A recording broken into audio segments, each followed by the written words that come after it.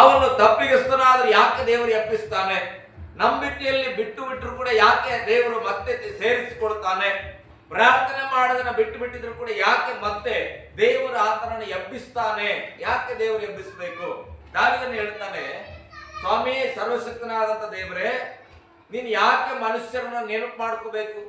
ಮನುಷ್ಯನ ಎಷ್ಟರವನು. ಅಲ್ಲೇಲೂಯಾ. ದಾವೀದ ಕೇಳ್ತಾನ, ಅಯ್ಯ ನೀನ್ ಯಾಕಪ್ಪ ನಮ್ಮನ್ನು ನೆನಪು ಮಾಡ್ಕೋತಿ?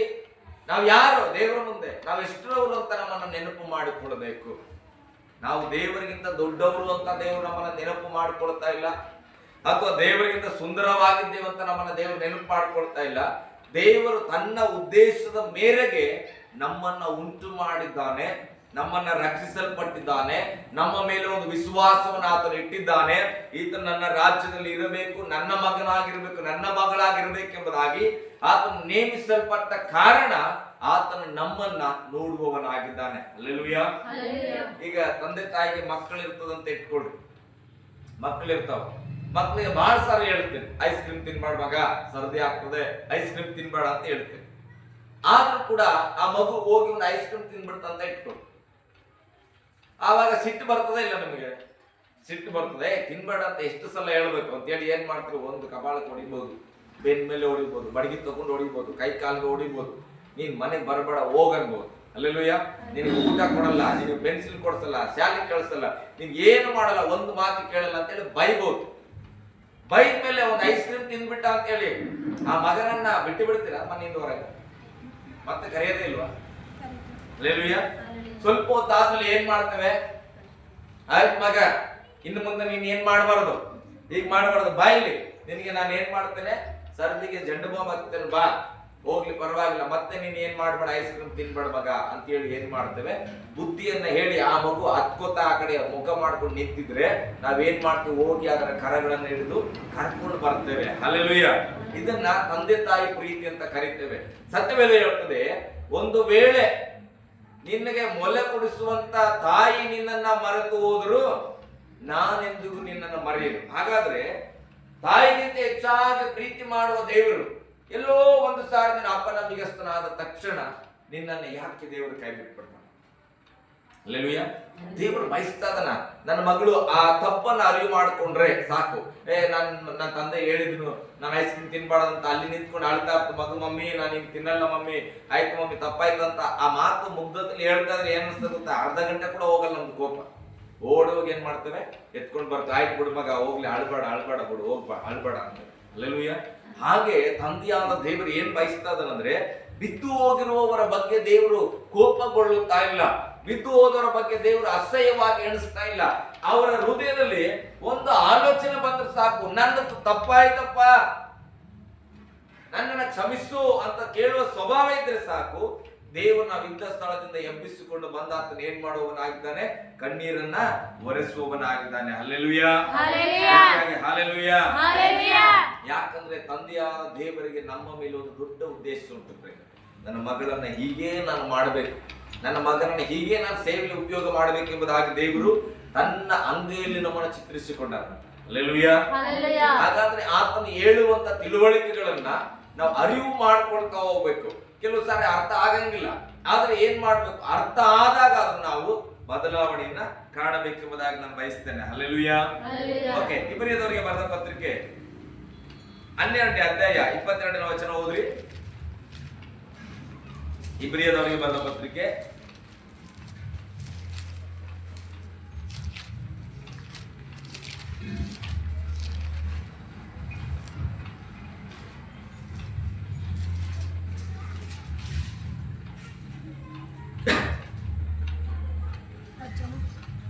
22ನೇ ವಚನ. ಆದರೆ ನೀವು ಚೀಯೋನ್ ಪರ್ವತಕ್ಕೂ ಜೀವ ಸ್ವರೂಪನಾದ ದೇವರ ಪಟ್ಟಣವಾಗಿರುವ ಪರಲೋಕದ ಯೆರೂಸಲೇಮಿಗೂ ಉತ್ಸವ ಸಂಘದಲ್ಲಿ ಕೂಡಿರುವ ಕೋಟ್ಯಾನು ಕೋಟಿ ದೇವದೂತರ ಬಳಿಗೂ ಪರಲೋಕದಲ್ಲಿ ಹೆಸರು ಬರೆಸಿಕೊಂಡಿರುವ ಚೊಚ್ಚಲ ಮಕ್ಕಳ ಸಭೆಗೂ ಪರಲೋಕದಲ್ಲಿ ಹೆಸರು ಬರೆಸಿಕೊಂಡಿರುವ ಚೊಚ್ಚಲ ಮಕ್ಕಳ ಸಭೆಗೂ ಎಲ್ಲರಿಗೆ ನ್ಯಾಯಾಧಿಪತಿಯಾಗಿರುವ ಎಲ್ಲರಿಗೂ ನ್ಯಾಯಾಧಿಪತಿಯಾಗಿರುವ ದೇವರ ಬಳಿಗೂ ಸಿದ್ಧಿಗೆ ಬಂದಿರುವ ನೀತಿವಂತರ ಆತ್ಮಗಳ ಬಳಿಗೂ ಹೊಸ ಒಡಂಬಡಿಕೆಗೆ ಮಧ್ಯಸ್ಥಿಕನಾಗಿರುವ ಯೇಸುವಿನ ಬಳಿಗೂ ಹೇಬೇಲನ ರಕ್ತಕ್ಕಿಂತ ಹಿತಕರವಾಗಿ ಮಾತಾಡುವ ಪ್ರೋಕ್ಷಣ ರಕ್ತದ ಬಳಿಗೂ ಬಂದಿದ್ದೀರಿ. ಹಲ್ಲೆಲೂಯಾ. ನಾವು ಕಳೆದ ವಾರ ಕಲ್ತ್ಕೊಂಡ್ವಿ. ಬಿದ್ದು ಹೋಗಿದ್ವೇನೋ, ನಂಬಿಕೆಯಲ್ಲೋ, ಪ್ರಾರ್ಥನೆಯಲ್ಲೋ, ಪಾಪದಲ್ಲೋ, ಶಾಪದಲ್ಲೋ, ಗೊತ್ತಿದ್ದೋ ಬಿದ್ದಿದ್ವಿ ಅಂತ ಇಟ್ಕೊಳ್ರಿ. ವಾಕ್ಯ ನಮ್ಮನ್ನ ಏನ್ ಮಾಡಿತ್ತು? ಬಡಿದು ಎಬ್ಬಿಸಿತ್ತು. ಮಗ, ನೀನು ಬಿದ್ದುಕೊಂಡಿರ್ಲಿಕ್ಕೆ ನಾನು ಕರೆದಿಲ್ಲ, ನೀನು ಬಿದ್ದೇ ಇರುವಂತೆ ನಾನು ಮಾಡಲ್ಲ. ನಾನು ನಿನ್ನನ್ನು ಕರೆ ಹಿಡಿದು ಎಬ್ಬಿಸಿ ನಾನು ನಿಲ್ಲಿಸ್ತೇನೆ, ನಾನು ನಿನ್ನನ್ನು ಶುದ್ಧೀಕರಿಸ್ತೇನೆ, ನನ್ನ ರಕ್ತದಿಂದ ನಿನ್ನನ್ನು ಶುದ್ಧ ಮಾಡಿ ನಾನು ರಕ್ಷಣೆಯಲ್ಲಿ ನಡೆಸ್ತೇನೆ ಅಂತೇಳಿ ನಮ್ಮೆಲ್ಲರನ್ನ ಯೇಸುವಿನ ಪ್ರೀತಿ, ಯೇಸುವಿನ ರಕ್ತ ನಮ್ಮನ್ನ ಇವತ್ತು ಆರಿಸಿಕೊಂಡು ಶುದ್ಧವಾಗಿ ನಿಲ್ಲಿಸಿದೆ. ಒಂದು ಆಮೇಲೆ ಹೇಳೋಣ. ಹಾಗಾದ್ರೆ ಈಗ ರಕ್ಷಣೆ ಹೊಂದಿದ ನಾವು ಎಲ್ಲಿದ್ದೇವೆ? ಯಾರ ಬಳಿಯಲ್ಲಿದ್ದೇವೆ? ನಾವು ಇರುವ ಸ್ಥಾನ ಎಂಥದ್ದು, ಆ ಸಭೆ ಎಂಥದ್ದು ಎಂಬುದಾಗಿ ನಾವು ಅರಿತುಕೊಳ್ಳಬೇಕು. ಇಲ್ಲಿ ವಚನ ಹೇಳ್ತದೆ, ಚೆನ್ನಾಗಿ ಗಮನಿಸಬೇಕು ಪ್ರಿಯರೇ ವಚನಗಳನ್ನ. ಆದರೆ ನೀವು ಚಿಯೋನ್ ಪರ್ವತಕ್ಕೆ ಬಂದಿದ್ದೀರಿ. ಇದು ಸಭೆ ಅಂತ ಹೇಳುವಾಗ ಇದು ಎಲ್ಸಡೆ ಸಭೆ. ನಾನು ಏನು ತಗಡದಲ್ಲಿ ಕಟ್ಟಿದ್ದೇವೆ, ಕಬ್ಬಿಣದಲ್ಲಿ ಕಟ್ಟಿದ್ದೇವೆ, ಒಂದು 2 ಕಿಟಕಿ ಅದಾವ, ಬಾಗಿಲದವ, ಹಂಗಲ್ಲ ಪ್ರಿಯರೇ. ಇದು ಸಭೆ ಅಂತ ಬರುವಾಗ ನಮಗೆ ಯಾವ ಮನೋಭಾವನೆ ಇರಬೇಕಂದ್ರೆ ಇದು ಚಿಯೋನ್ ಪರ್ವತ. ಯೆಹೋವನ ಪರ್ವತವನ್ನು ಹತ್ತತಕ್ಕವರು ಯಾರು? 15ನೇ ಕೀರ್ತನೆ 24 ನಾವು ಗಮನಿಸ್ತೇವೆ. ಸುಳ್ಳು ಸಾಕ್ಷಿ ಹೇಳಬಾರದು, ತಪ್ಪು ಆಪಾದನೆ ಮಾಡಬಾರದು, ಯಾವುದೇ ಸಾಲವನ್ನ ಕೊಡಬಾರದು, ಚಾಡಿ ಹೇಳದವರಾಗಿರ್ಬೇಕು. ಹೀಗೆ ಅನೇಕ ವಿಷಯಗಳನ್ನ ಕಲಿತು ಅದೆಲ್ಲವನ್ನ ಅರಿತುಕೊಂಡ ಮೇಲೆ ದೇವರ ಪರ್ವತ ಹತ್ತುತ್ತೇವಂತ. ಆದ್ರೆ ಯೇಸು ತನ್ನ ರಕ್ತದ ಮುಖಾಂತರ ಅದೆಲ್ಲವನ್ನ ನೆರವೇರಿಸಿ ಕೃಪೆಯಿಂದ ನಮ್ಮನ್ನ ಕರ್ಕೊಂಡು ಬಂದು ಈ ಚಿಯೋನ್ ಪರ್ವತದಲ್ಲಿ ಇಟ್ಟಾನ. ನೀವು ಎಲ್ಲಿದ್ದೀರಿ ಈಗ? ಸಭೆಯಲ್ಲಿ ನಾನು ಇರುವುದಾದ್ರೆ ಒಂದು ದೇವರ ಚಿಯೋನ್ ಪರ್ವತದಲ್ಲಿ ನಾವು ಇದ್ದೇವಿಲ್ಲ. ಅದಕ್ಕೆ ಬೈಬಲ್ ಹೇಳ್ತದೆ, ಆದರೆ ನೀವು ಚಿಯೋನ್ ಪರ್ವತಕ್ಕೂ ಜೀವ ಸ್ವರೂಪನಾದ ದೇವರ ಪಟ್ಟಣವಾಗಿರುವ ಪರಲೋಕದ ಯೆರೂಸಲೇಮ್, ಹೊಸ ಯೆರೂಸಲೇಮ್ ಬರಮಾಡ್ತಾನೆ ಅಂತ ಪ್ರಕಟಣೆ ಪುಸ್ತಕದಲ್ಲಿ ಹೇಳ್ತಾನೆ ದೇವರು. ಆ ಒಂದು ಪರಲೋಕದ ಯೆರೂಸಲೇಮಿಗೂ ಉತ್ಸವ ಸಂಘದಲ್ಲಿ ಕೂಡಿರುವ ಕೋಟ್ಯಾನುಕೋಟಿ ದೇವದೂತರ ಬಳಿಗೂ ಬಂದೆವು. ಹಲ್ಲೆಲೂಯಾ. ನಾನು ಅದಕ್ಕೆ ಅವಾಗ ಹೇಳ್ತಾ ಇದ್ದೆ, ಎಲ್ಲರೂ ಕಡಿಮೆ ಜನ ಇದ್ದೇವೆ, ಆದ್ರೆ ನಮ್ಮ ಭಾವನೆ ಹೇಗಿರ್ಬೇಕು, ನಮ್ಮ ವಿಶ್ವಾಸ ಹೇಗಿರ್ಬೇಕಂದ್ರೆ ಸಭೆಗೆ ಬಂದಾಗ ಆ ಸಭೆ ಸರ್ವಶಕ್ತನ ಸಭೆ, ಚಿಯೋನ್ ಪರ್ವತ. ಅಲ್ಲಿ ಯಾರಿದ್ದಾರೆ? ಕೋಟ್ಯಾನುಕೋಟಿ ದೇವದೂತರು ಉತ್ಸವದಲ್ಲಿ ಆ ಸಂಘದಲ್ಲಿ ಆರಾಧನೆ ಮಾಡ್ತಾ ಇರ್ತಾರಂತ. ನೀನು ಒಬ್ಬಳೆ ಸಭೆ ಒಳಗಡೆ ಬಂದ್ರು ಕೂಡ ನಿನ್ನ ಮನಸ್ಸಲ್ಲಿ ಏನ್ ಬರ್ಬೇಕು ಅಂತ, ಇಲ್ಲಿ ಕೋಟ್ಯಾನುಕೋಟಿ ದೂತರು ದೇವರನ್ನು ಆರಾಧಿಸುತ್ತಾ ಇದ್ದಾರೆ, ಅವರ ಮೊದಲು ನಾನು ಒಬ್ಬಳಾಗಿ ಬಂದಿದ್ದೇನೆ. ನಾವು ಯಾವಾಗಲೂ ಶಾರೀರಿಕವಾದ ಕಣ್ಣಲ್ಲಿ ನೋಡ್ತೇವೆ, ಅಯ್ಯೋ ಕಡಿಮೆ ಜನ ಇದ್ದಾರ, ಕೀಬೋರ್ಡ್ ವಾರಿಸೋರಿಲ್ಲ, ಅಯ್ಯೋ ವರ್ಷಿಪ್ ಮಾಡೋರಿಲ್ಲ, ಅವರನ್ನೆಲ್ಲ ಯಾಕೆ ನಾನು ನೋಡಬೇಕು? ಬೈಬಲ್ ಹೇಳ್ತದೆ, ನೀನು ಬಂದಿರೋದು ಜೀವ ಸ್ವರೂಪನಾದ ದೇವರ ಕೋಟ್ಯಾನುಕೋಟಿ ದೇವದೂತರು ಉತ್ಸವ ಸಂಘದಲ್ಲಿರುವವರ ಬಳಿಗೆ ನೀನು ಬಂದಿದ್ದೆ. ಅದರಲ್ಲಿ ಜೊತೆಯಾಗಿ ಬೈಬಲ್ ಹೇಳ್ತದೆ, ಪರಲೋಕದಲ್ಲಿ ಹೆಸರು ಬರೆಸಿಕೊಂಡಿರುವ ಚೊಚ್ಚಲ ಮಕ್ಕಳ ಸಭೆಗೂ. ನಾನು ಯಾವಾಗ ಹೇಳ್ತೇನೆ, ಎಲ್ಸಡೆ ಮತ್ತೊಂದು ಅಂತ ಅಲ್ಲ, ಆ ಸಭೆ ಅಂತ ಹೇಳುವಾಗ ಪರಲೋಕದಲ್ಲಿ ಹೆಸರು ಬರೆದಿರ್ಬೇಕು. ಸಭೆ ಬರೆದಿದ್ದೇವೆ, ಪುಲ್ಪಿಟ್ಟಲ್ಲಿ ಬರೆದಿದ್ದೇವೆ, ಅದಲ್ಲ. ನಮ್ಮ ಸಭೆಯ ಹೆಸರು ಪರಲೋಕದಲ್ಲಿ ಬರೆಯಲ್ಪಡಬೇಕು. ನಾನು ಒಬ್ಬ ನಿಜವಾದ ಸಭೆ, ನೀನು ಒಬ್ಬನು ನಿಜವಾದ ಸಭೆ. ನಿನ್ನ ಹೆಸರು ಪರಲೋಕದಲ್ಲಿ ಬರಿಬೇಕು. ಈ ಚರ್ಚ್ ಹೆಸರಲ್ಲ, ನಾನು ಒಂದು ನಿಜವಾದ ಚರ್ಚ್. ದೇವರ ಆಲಯ ಯಾರು? ನಾನು. ನನ್ನ ಒಳಗಡೆ ದೇವರಿದ್ದಾನೆ. ಹಾಗಾದ್ರೆ ನನ್ನ ಹೆಸರು ಪರಲೋಕದಲ್ಲಿ ಬರಿಬೇಕೆ ಹೊರತು ನಾನೆಲ್ಲೋ ಇಲ್ಲಿ ದೊಡ್ಡ ಬ್ಯಾನರ್ ಹಾಕಿದ ತಕ್ಷಣ ಅಲ್ಲ ಪ್ರೇಯರ್. ಹಲ್ಲೆಲೂಯಾ. ಯಾರ ಬಳಿಯಲ್ಲಿ ನೀವು ಬಂದಿರಂತ? ಸಕಲ ದೇವದೂತರು ಆರಾಧನೆ ಮಾಡುವ ಸ್ಥಳ, ದೇವರಿರುವ ಸ್ಥಳ. ಮತ್ತೆ ಚೊಚ್ಚಲ ಮಕ್ಕಳ ಹೆಸರು ಎಲ್ಲಿ ಬರೆಯಲ್ಪಟ್ಟಿದೆ? ಅವರ ಸಭೆಯಲ್ಲಿ ಎಲ್ಲರಿಗೂ ನ್ಯಾಯಾಧಿಪತಿಯಾಗಿರುವ ದೇವರ ಬಳಿಗೂ ಸಿದ್ಧಿಗೆ ಬಂದಿರುವ ನೀತಿವಂತರ ಆತ್ಮಗಳ ಬಳಿಗೂ ನಾವು ಬಂದಿರುವಂತ. ಲೋಕದಾಗೆಲ್ಲ ಬರೀ ತಪ್ಪಿಗಸ್ತ್ರಿ ಅದಾರ್ರಿ, ಲೋಕದಲ್ಲಿ ಯಾರು ನ್ಯಾಯ ತೀರ್ಸೋರು ಇಲ್ಲರಿ, ಎಲ್ಲ ತಪ್ಪು ತಪ್ಪಾಗಿ ನಡ್ಕೊಳ್ಳೋವ್ರಿ, ಅದೆಲ್ಲ ನಮಗೆ ಬೇಡ. ಹಲ್ಲೆಲೂಯಾ. ನಾನು ನೀವು ಯಾರ ಬಳಿಯಲ್ಲಿ ಬಂದಿದ್ದೇವೆ? ಸಕಲ ಜನರಿಗೂ ನ್ಯಾಯ ತೀರಿಸುವ ದೇವರ ಬಳಿಯಲ್ಲಿ ನಾವು ಬಂದಿದ್ದೇವೆ. ಹಲ್ಲೆಲೂಯಾ. ನೀತಿವಂತರ ಆತ್ಮಗಳ ಬಳಿಗೆ ನಾವು ಬಂದಿದ್ದೇವೆ. ಪವಿತ್ರಾತ್ಮನು ಅನೇಕ ದೇವರ ಮಕ್ಕಳು ನೀತಿಯಲ್ಲಿ ಬಂದರು. ಅಬ್ರಾಮನನ್ನ ನೋಡ್ರಿ, ಅನೋಕನನ್ನ ನೋಡ್ರಿ, ಸಾರಾಳನ್ನ ನೋಡ್ರಿ, ಹಲ್ಲೆಲೂಯಾ, ಅನ್ನಾಳನ್ನ ನೋಡ್ರಿ. ಇವರೆಲ್ಲರೂ ನೀತಿವಂತರಾಗಿ ದೇವರ ಹೃದಯವನ್ನ ಗೆದ್ದವರು. ಹಲ್ಲೆಲೂಯಾ. ಅವರೆಲ್ಲರ ಆತ್ಮಗಳ ಬಳಿಯಲ್ಲಿ ನಾವಿದ್ದೆವು. ನಿಮ್ಗೆ ಈ ವಾಕ್ಯ ಚೆನ್ನಾಗಿ ಅರ್ಥ ಆದ್ರೆ ಒಬ್ರಿದ್ರು ಉತ್ಸಾಹದ ಧ್ವನಿ ಮಾಡ್ತೀವಿ. ಸಭೆಯಲ್ಲಿ ಯಾರು ಕಾಣಿಸಿಲ್ಲ ಅಂದ್ರೂ ಕೂಡ ಗಟ್ಟಿಯಾದ ಆರಾಧನೆ ಮಾಡ್ಲಿಕ್ಕೆ ಆಗ್ತದೆ. ಯಾಕೆ? ಕೋಟಿ ದೇವರು ಯಾರು ಬೇಕು ಚಪ್ಪಾಳೆ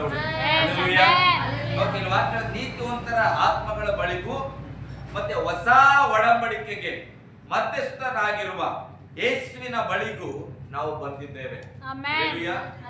ಸತ್ಯವೇದದಲ್ಲಿ ಹಳೆ ಒಡಂಬಡಿಕೆ ಹೊಸ ಒಡಂಬಡಿಕೆ ಅಂತ 2 ಪುಸ್ತಕಗಳಾಗಿ ವಿಂಗಡಣೆ ಆಗಿದೆ. ಹಲ್ಲೆಲೂಯಾ. ಹಳೆ ಒಡಂಬಡಿಕೆ ಧರ್ಮಶಾಸ್ತ್ರ ಮೋಸೆಯ ಮುಖಾಂತರ ಕೊಡಲ್ಪಟ್ಟದ್ದು. ಅದು ನೀತಿಯ ನಿಯಮಗಳಲ್ಲಿ ಬಂದದ್ದು. ಯಾರು ಪಾಪ ಮಾಡಿದ್ರೆ ಏನ್ ಮಾಡ್ಬೇಕು? ಆ ಪಸ್ಕ ಹಬ್ಬದ ಬಳಿಯಲ್ಲಿ ಬಂದಾಗ ಅವರ ಪಾಪಕ್ಕಾಗಿ ಒಂದು ಕುರಿಗಳನ್ನ ತೆಗೆದುಕೊಂಡೋಗಿ, ಮೇಕೆಯನ್ನ ತೆಗೆದುಕೊಂಡೋಗಿ ಅದರ ರಕ್ತವನ್ನ ಬಲಿ ಕೊಟ್ಟು ನಮ್ಮ ಪಾಪವನ್ನ ಕ್ಷಮಿಸುದೇವ್ರೇ ಎಂಬುದಾಗಿ ಯಾಜಕರ ಮುಖಾಂತರ ಸಮಯ ಕೇಳಿ ಮನೆಗೆ ಬರ್ತಾ ಇದ್ರು. ಹಲ್ಲೆಲೂಯಾ. ಇದು ಹಳೆ ಒಡಂಬಡಿಕೆ. ಆದರೆ ಹೊಸ ಒಡಂಬಡಿಕೆಗೆ ಯೇಸು ಸ್ವಾಮಿ ತನ್ನ ರಕ್ತವನ್ನು ಸುರಿಸಿದ್ರು. ನನ್ನ ಮಕ್ಕಳಿಗಾಗಿ, ನನ್ನ ಜನರಿಗಾಗಿ, ತಪ್ಪಿ ಹೋಗಿರತಕ್ಕಂಥ ಎಲ್ಲಾ ಜನರಿಗೋಸ್ಕರ ನನ್ನ ರಕ್ತವನ್ನು ಸುರಿಸಿ ನಾನು ಯಜ್ಞ ಮಾಡ್ತೇನೆ. ಹಲ್ಲೆಲೂಯಾ. ಬೈಬಲ್ ಹೇಳ್ತದೆ ಅದು ಏಬೇಲನ ರಕ್ತಕ್ಕಿಂತಲೂ ಉನ್ನತವಾದ ರಕ್ತ. ಹಲ್ಲೆಲೂಯಾ. ಏಬೇಲನ ರಕ್ತ ಏನ್ ಮಾಡಿತ್ತು? ಕಾಯಿನನು ಏಬೇಲನ ಅಣ್ಣ ತಮ್ಮಂದರು ಪ್ರಿಯರೇ, ಆದಾಮನ ಮಕ್ಕಳು, ಮೊದಲ ಸಂತತಿ ಕಾಯನನು ಮತ್ತೆ ಏಬೇಲನು ಅಣ್ಣ ತಮ್ಮಂದ್ರು ಒಬ್ಬರಿಗೊಬ್ಬರು ವಿಧೇಯತೆಯಲ್ಲಿ ಇರ್ತಾರ, ಪ್ರೀತಿಲಿಂದ ಇರ್ತಾರ. ಆದ್ರೆ ಹೋಗ್ತಾ ಹೋಗ್ತಾ ನೋಡುವಾಗ ಇಬ್ಬರು ದೇವರಿಗೆ ಕಾಣಿಕೆಯನ್ನ ಸಮರ್ಪಿಸ್ತಾರೆ. ಏಬೇಲನ ಕಾಣಿಕೆ ಮತ್ತೆ ಕಾಯನನ ಕಾಣಿಕೆ. ಆವಾಗ ಏಬೇಲನ ಕಾಣಿಕೆಯನ್ನ ದೇವರು ಮೆಚ್ಚಿಕೊಡ್ತಾನ. ಆವಾಗ ಅಣ್ಣನಾದಂತ ಕಾಯನನಿಗೆ ಏನಾಯ್ತು? ಕೋಪ ಬರ್ತದೆ. ಅಯ್ಯೋ, ನನಗೆ ವಿರುದ್ಧವಾಗಿ ಇದ್ದನು, ಒಳ್ಳೆತನದಲ್ಲಿ ಬಂದನಲ್ಲ, ನನಗಿಂತನು ದೇವರಿಗೆ ಮೆಚ್ಚುಗೆ ಆದನಲ್ಲ ಎಂಬುದಾಗಿ ಏಬೇಲನ ಮೇಲೆ ಕೋಪ ಬರುವಾಗ ಕಾಯಿನನ್ ಏನ್ ಮಾಡಿದ್ರು? ತಮ್ಮನನ್ನ ಹಡವೆ ಒಳಗೆ ತೆಗೆದುಕೊಂಡೋಗಿ ಏಬೇಲನನ್ನ ಆತನ ಏನ್ ಮಾಡ್ತಾನೆ? ಸಂಹಾರ ಮಾಡಿಬಿಡ್ತಾನೆ. ಹಲ್ಲೆಲೂಯಾ. ಆಗ ತಮ್ಮನ ಸಾರ್ಯದಲ್ಲಿದ್ದಂತ ರಕ್ತ ಎಲ್ಲ ಭೂಮಿಯಲ್ಲಿ ಬಿತ್ತಂತ. ಮೊದಲು ಭೂಮಿಯ ಮೇಲೆ ಕೊಲೆ ಅಂತ ನಡೆದಿದ್ರೆ ಅದು ಏಬೇಲನು. ಭೂಮಿಯ ಮೇಲೆ ಮನುಷ್ಯನ ರಕ್ತ ಸುರಿಯಲ್ಪಟ್ಟಿತ್ತು ಅಂದ್ರೆ ಅದು ಏಬೇಲನು. ಆವಾಗ ಇಡೀ ಭೂಮಿಯೆಲ್ಲ ಕೂಗ್ಕೊಳ್ಳಿಕ್ಕೆ ಪ್ರಾರಂಭ ಮಾಡ್ತಂತ ಸತ್ಯವೇದ ಹೇಳುತ್ತದೆ. ಆ ರಕ್ತವು ನೋವಿನಿಂದ ಕೂಗಿತ್ತು ಎಂಬುದಾಗಿ. ಹಲ್ಲೆಲೂಯಾ. ಆ ರಕ್ತದ ಕೂಗನ್ನ ಕೇಳಿ ಕಾಯಿನನಿಗೆ ದೇವರು ಏನ್ ಮಾಡೋದು? ಶಿಕ್ಷೆಯನ್ನು ಒದಗಿಸ್ತಾನೆ. ಈತನು ಎಲ್ಲ ಹೋದ್ರು ಕೂಡ ಈತನು ಪಾಪಿಷ್ಠನಂತ ಗೊತ್ತಾಗ್ಬೇಕು. ಹಲ್ಲೆಲೂಯಾ. ಈತ ಕೊಲೆಗಾರ ಅಂತ ಗೊತ್ತಾಗ್ಬೇಕಂತೇಳಿ ಆತನ ಹಣೆಯ ಮೇಲೆ ಬರೆಸ್ತಾನೆ. ಅವನು ಎಲ್ಲೇ ಹೋದ್ರೆ ಏನ್ ಗೊತ್ತಾಗ್ಬೇಕು? ಕಾಯಿನನು ಈತ ತಮ್ಮನನ್ನ ಕೊಂದವ, ಈತ ತಮ್ಮನನ್ನ ಕೊಂದವ ಅಂತ ಗೊತ್ತಾಗ್ಬೇಕಂತ. ಹಾಗೆ ಆವತ್ತು ಹೇಗೆ ಮೊದಲು ಭೂಮಿಯಲ್ಲಿ ಒಂದು ಕೊಲೆಯಾಗಿ ರಕ್ತ ಸುರಿಯಲ್ಪಟ್ಟಿತ್ತು, ಆ ಏಬೇಲನು ಪರಿಶುದ್ಧವಾಗಿದ್ದನು, ಏಬೇಲನ ದೇವರಿಗೆ ಮೆಚ್ಚುಗೆ ಆಗಿದ್ದನು. ಆದರೆ ಆ ಏಬೇಲನ ರಕ್ತಕ್ಕಿಂತಲೂ ಯೇಸುವಿನ ರಕ್ತ ಎಷ್ಟೋ ಉನ್ನತವಾದದ್ದು. ಅಂತ ಹಿತಕರವಾದ ರಕ್ತದ ಬಳಿಗೆ ನಾವು ಬಂದ್ವಿ. ನನ್ ಸಂತೋಷ ಕೊಟ್ಟಂತ ಸಂಗತಿ ಏನ್ ಗೊತ್ತಾ? ಆ ಕೊನೆ ಲೈನ್ಸ್ ಓದ್ರಿ, ಸ್ವಲ್ಪ ಕೊನೆಯ ಲೈನ್ ಓದ್ರಿ. ಹೇಬೇಲನ ರಕ್ತಕ್ಕಿಂತ ಹಿತಕರವಾಗಿ ಮಾತಾಡುವ ಪ್ರೋಕ್ಷಣದ ಏನ್ ಮಾಡುವ? ಹಿತಕರವಾಗಿ ಮಾತಾಡುವ. ಹೇಬೇಲನ ರಕ್ತಕ್ಕಿಂತ ಹಿತಕರವಾಗಿ ಮಾತಾಡುವ ಪ್ರೋಕ್ಷಣದ ಅಂದ್ರೆ ಏನ್ ಮಾತಾಡ್ತದೆ ಅಲ್ಲಿ? ಹಿತಕರವಾಗಿ ಅದೇ ಮಾತಾಡೋದು ಏನದು? ವ್ಯಕ್ತಿನ ಓದ್ರಿ ಮತ್ತೊಂದ್ಸರಿ. ಹಿತಕರವಾಗಿ ಮಾತಾಡುವ ಪ್ರೋಕ್ಷಣ ರಕ್ತದ ಬಳಿಗೂ ಬಂದಿದ್ದೀರಿ. ಹಾಗಾದ್ರೆ ಏನ್ ಮಾತಾಡ್ತದಂತ? ಯೇಸುವಿನ ರಕ್ತ ಮಾತನಾಡುವಂತದಾಗಿದೆ.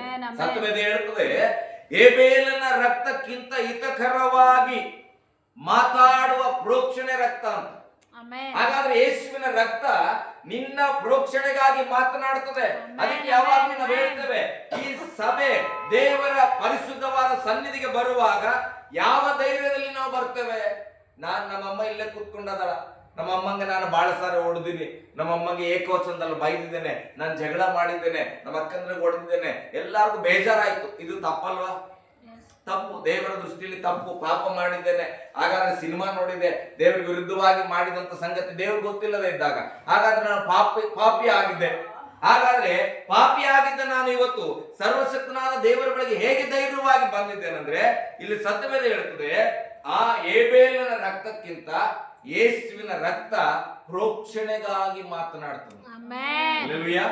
ಯಾವಾಗ ಆ ಯೇಸುವಿನ ರಕ್ತ ನನಗಾಗಿ ಸುರಿದಿದೆ, ನಾನು ಯೇಸುವಿನ ರಕ್ತದಲ್ಲಿ ತೊಳೆಯಲ್ಪಟ್ಟಿದ್ದೇನೆ ಅಂತ ನಂಬುತ್ತೇವೋ, ಆವಾಗ ನಾವು ಬರ್ತಾ ಇರ್ತೇವೆ ದೇವರ ಬಳಿಗೆ. ಎಲ್ಲರೂ ಹೇಳ್ತಾರೆ, ಅರಸು ಪಾಪಿ, ಅರಸು ತಾಯಿ ಹೊಡೆದವನು, ಅರಸು ಜಗಳ ಮಾಡಿದನು, ಅರಸಿಗೆ ನಂಬಿಗಸ್ತಿಕೆ ಇಲ್ಲ, ಅರಸು ಸುಳ್ಳುಗಾರನು, ಆತ ಮತ್ತೊಂದು. ಕೆಲವರು ಇದ್ದಿರ್ಬೋದು, ಕೆಲವರು ಕುಡುಕರು ಇದ್ದಿರ್ಬೋದು, ತಪ್ಪಾದ ಕ್ರಿಯೆ ಮಾಡಿದವರು ಇದ್ದಿರ್ಬೋದು. ಇಡೀ ಊರು ಹೇಳ್ತಾ ಇರ್ತದೆ ಅವನು ಪಾಪಿ, ಅವನು ಪಾಪಿ, ಅವನು ಪಾಪಿ, ದೇವರ ಬಳಿಗೆ ಹೋಗಕ್ಕೆ ಯೋಗ್ಯತೆ ಇಲ್ಲ ಅಂತ. ಆದ್ರೆ ಆ ಪಾಪಿ ಹೃದಯದಲ್ಲಿ ಏನಾಗಿದೆ, ಯೇಸುವನ್ನು ನಂಬಿಕೊಂಡಾನ, ಯೇಸು ನನಗಾಗಿ ಸತ್ತನಪ್ಪ, ಯೇಸು ನನಗಾಗಿ ರಕ್ತ ಸುರಿತಾನಂತ ನಂಬಿದಾಗ ಅವನು ಬರ್ತಾ ಇರ್ತಾನೆ. ಇಡೀ ಊರು ಹೇಳ್ತಾ ಇದೆ ಆತನ ಪಾಪಿ, ಆತನ ಪಾಪಿ, ಆತನ ಪಾಪಿ. ಆದರೆ ಆತನ ಪರವಾಗಿ ಯೇಸುವಿನ ರಕ್ತ ಮಾತನಾಡ್ತದೆ.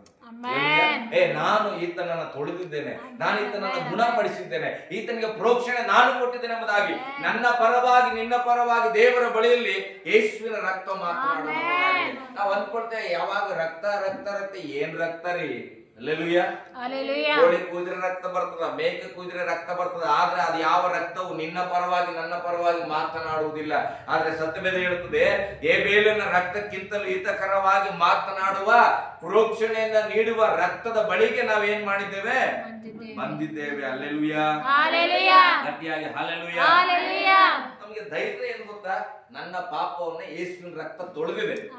ಆ ತೊಳೆದಿರುವ ಅಲ್ಲದೆ ಅದು ಒಂದು ಸಂದರ್ಭ, ನ್ಯಾಯದ ಸಂದರ್ಭ ಬಂದಾಗ ಆ ರಕ್ತ ಮಾತನಾಡುತ್ತದೆ. ನಾನು ಅರಸುವನ್ನ ತೊಳೆದಿದ್ದೇನೆ, ನಾನು ಸ್ವಾತಿಯ ಪಾಪವನ್ನ ತೊಳೆದಿದ್ದೇನೆ, ನಾನು ಸುರೇಖಕ್ಕವರ ಪಾಪವನ್ನ ತೊಳೆದಿದ್ದೇನೆ, ನಾನು ಚಿನ್ನಮ್ಮರ ಪಾಪವನ್ನ ನಾನು ತೊಳೆದಿದ್ದೇನೆ, ನಾನು ಖುದ್ದು ನನ್ನ ರಕ್ತದಿಂದ ತೊಳೆದಿದ್ದೇನಪ್ಪ ಅಂತೇಳಿ ಆ ರಕ್ತವು ನನ್ನ ಪರವಾಗಿ ನಿನ್ನ ಪರವಾಗಿ ಯೆಹೋವನ ಸನ್ನಿಧಿಯಲ್ಲಿ ಮಾತನಾಡುವುದು.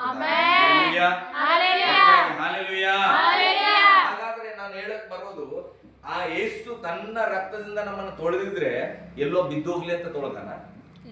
ಎಲ್ಲೋ ನಾಶ ಆಗ್ಬಿಡ್ಲಿ ಅಂತ ತೊಳೆದಾನ? ಆತನು ಎಂದಿಗೂ ನಾಶವಾಗಬಾರದು. ಬೈಬಲ್ ಹೇಳ್ತದೆ, ಯೆಹೋವನು ಮನುಷ್ಯರ ಮೇಲೆ ಎಷ್ಟೋ, ಲೋಕದ ಮೇಲೆ ಎಷ್ಟೋ ಪ್ರೀತಿಯನ್ನ ಇಟ್ಟು ತನ್ನ ಒಬ್ಬನೇ ಮಗನನ್ನು ಕೊಟ್ಟನು. ಕ್ರಿಸ್ಮಸ್ ಮಾಡ್ತೇವೆ, ಅದ್ರ ಬಗ್ಗೆ ನಾನೀಗ ಹೇಳಲ್ಲ, ಆದ್ರೆ ಹೇಳ್ತೇನೆ. ಕ್ರಿಸ್ಮಸ್, ಕೆಲವರು ಹೇಳ್ತಾರೆ ಏನಂತ, ಕ್ರಿಸ್ಮಸ್ ಅಂದ್ರೆ 2000 ವರ್ಷಗಳಿಂದ ಮಾತ್ರ ಕ್ರಿಸ್ತನ ಪರಿಚಯ ಅಲ್ಲ. ಎಷ್ಟು ವರ್ಷ ಆಯ್ತು ಯೇಸು ಸ್ವಾಮಿ ಹುಟ್ಟಿ ಅಂದ್ರೆ ಏನಂತಾರ? 2026 ವರ್ಷ ಆಯ್ತ್ರಿ, ಅದಕ್ಕಿಂತ ಮುಂಚೆ ಯೇಸು ಸ್ವಾಮಿ ಇದ್ದಿಲ್ಲ, ಅದಕ್ಕಿಂತ ಮುಂಚೆ ಬೇರೆ ಇದ್ದಿತ್ತು, ಅದು ಇದ್ದಿತ್ತು, ಇದು ಇದ್ದಿತ್ತು. ಯೇಸು ಸ್ವಾಮಿ ಅವಧಿಗಳು ಕಡಿಮೆ ಆದವ. 2000 ವರ್ಷದಲ್ಲಿ ಮಾತ್ರ ಆತ ದೇವರು, ಆತ ಹಿಂದೆ ದೇವರಲ್ಲ. ಹಲ್ಲೆಲೂಯಾ. ಗಟ್ಟಿಯಾಗಿ ಹಲ್ಲೆಲೂಯಾ.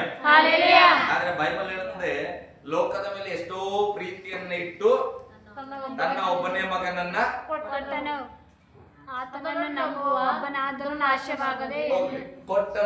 ಅಂದ್ರೆ ಅರ್ಥ ಏನು? ಒಬ್ಬ ಯೇಸುವನ್ನ ಹುಟ್ಟಿಸಿದನು ಅಂತ ಬರ್ತದ, ಕಳಿಸಿ ಕೊಟ್ಟನು.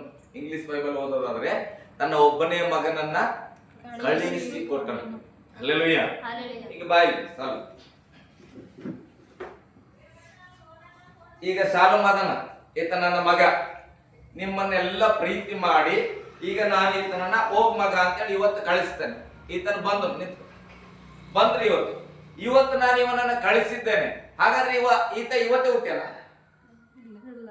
ಹಾಗಾದ್ರೆ ನಾನು ಏನಂತ ಹೇಳ್ಬೇಕಾಗಿತ್ತು, ನಿಮ್ಮೆಲ್ಲರಿಗೋಸ್ಕರ ಸಾಲೋಮನ್ನ ಇವತ್ತು ನಾನು ಉಂಟು ಮಾಡಿದ್ದೇನೆ ಅಂತ ಹೇಳ್ಬೋದಿತ್ತು. ಆದ್ರೆ ದೇವರ ವಾಕ್ಯ ಹಂಗೆ ಬರೋದಿಲ್ಲ. ಲೋಕದ ಮೇಲೆ ಎಷ್ಟೋ ಪ್ರೀತಿಯನ್ನ ಇಟ್ಟು ತನ್ನ ಒಬ್ಬನೇ ಮಗನನ್ನ ಕಳಿಸಿಕೊಟ್ಟನು. ಹಲ್ಲೆಲೂಯಾ. ಕಳಿಸ್ಬೇಕಂದ್ರೆ ಇವ ಮೊದಲೇ ಇರ್ಬೇಕಾ? ಆವಾಗ ಉತ್ಪತ್ತಿ ಆಗಿದೆ. ಮೊದಲೇ ಇದ್ದ, ಆಲ್ರೆಡಿ ಅದನ ಜೊತೆಯಲ್ಲಿ, ತಂದೆ ಜೊತೆಲಿ ಯಾವಾಗ್ಲೂ ಅದನ. ಆತನನ್ನ ಏನ್ ಮಾಡ್ತಾ ಇದ್ದಾನೆ ಈಗ?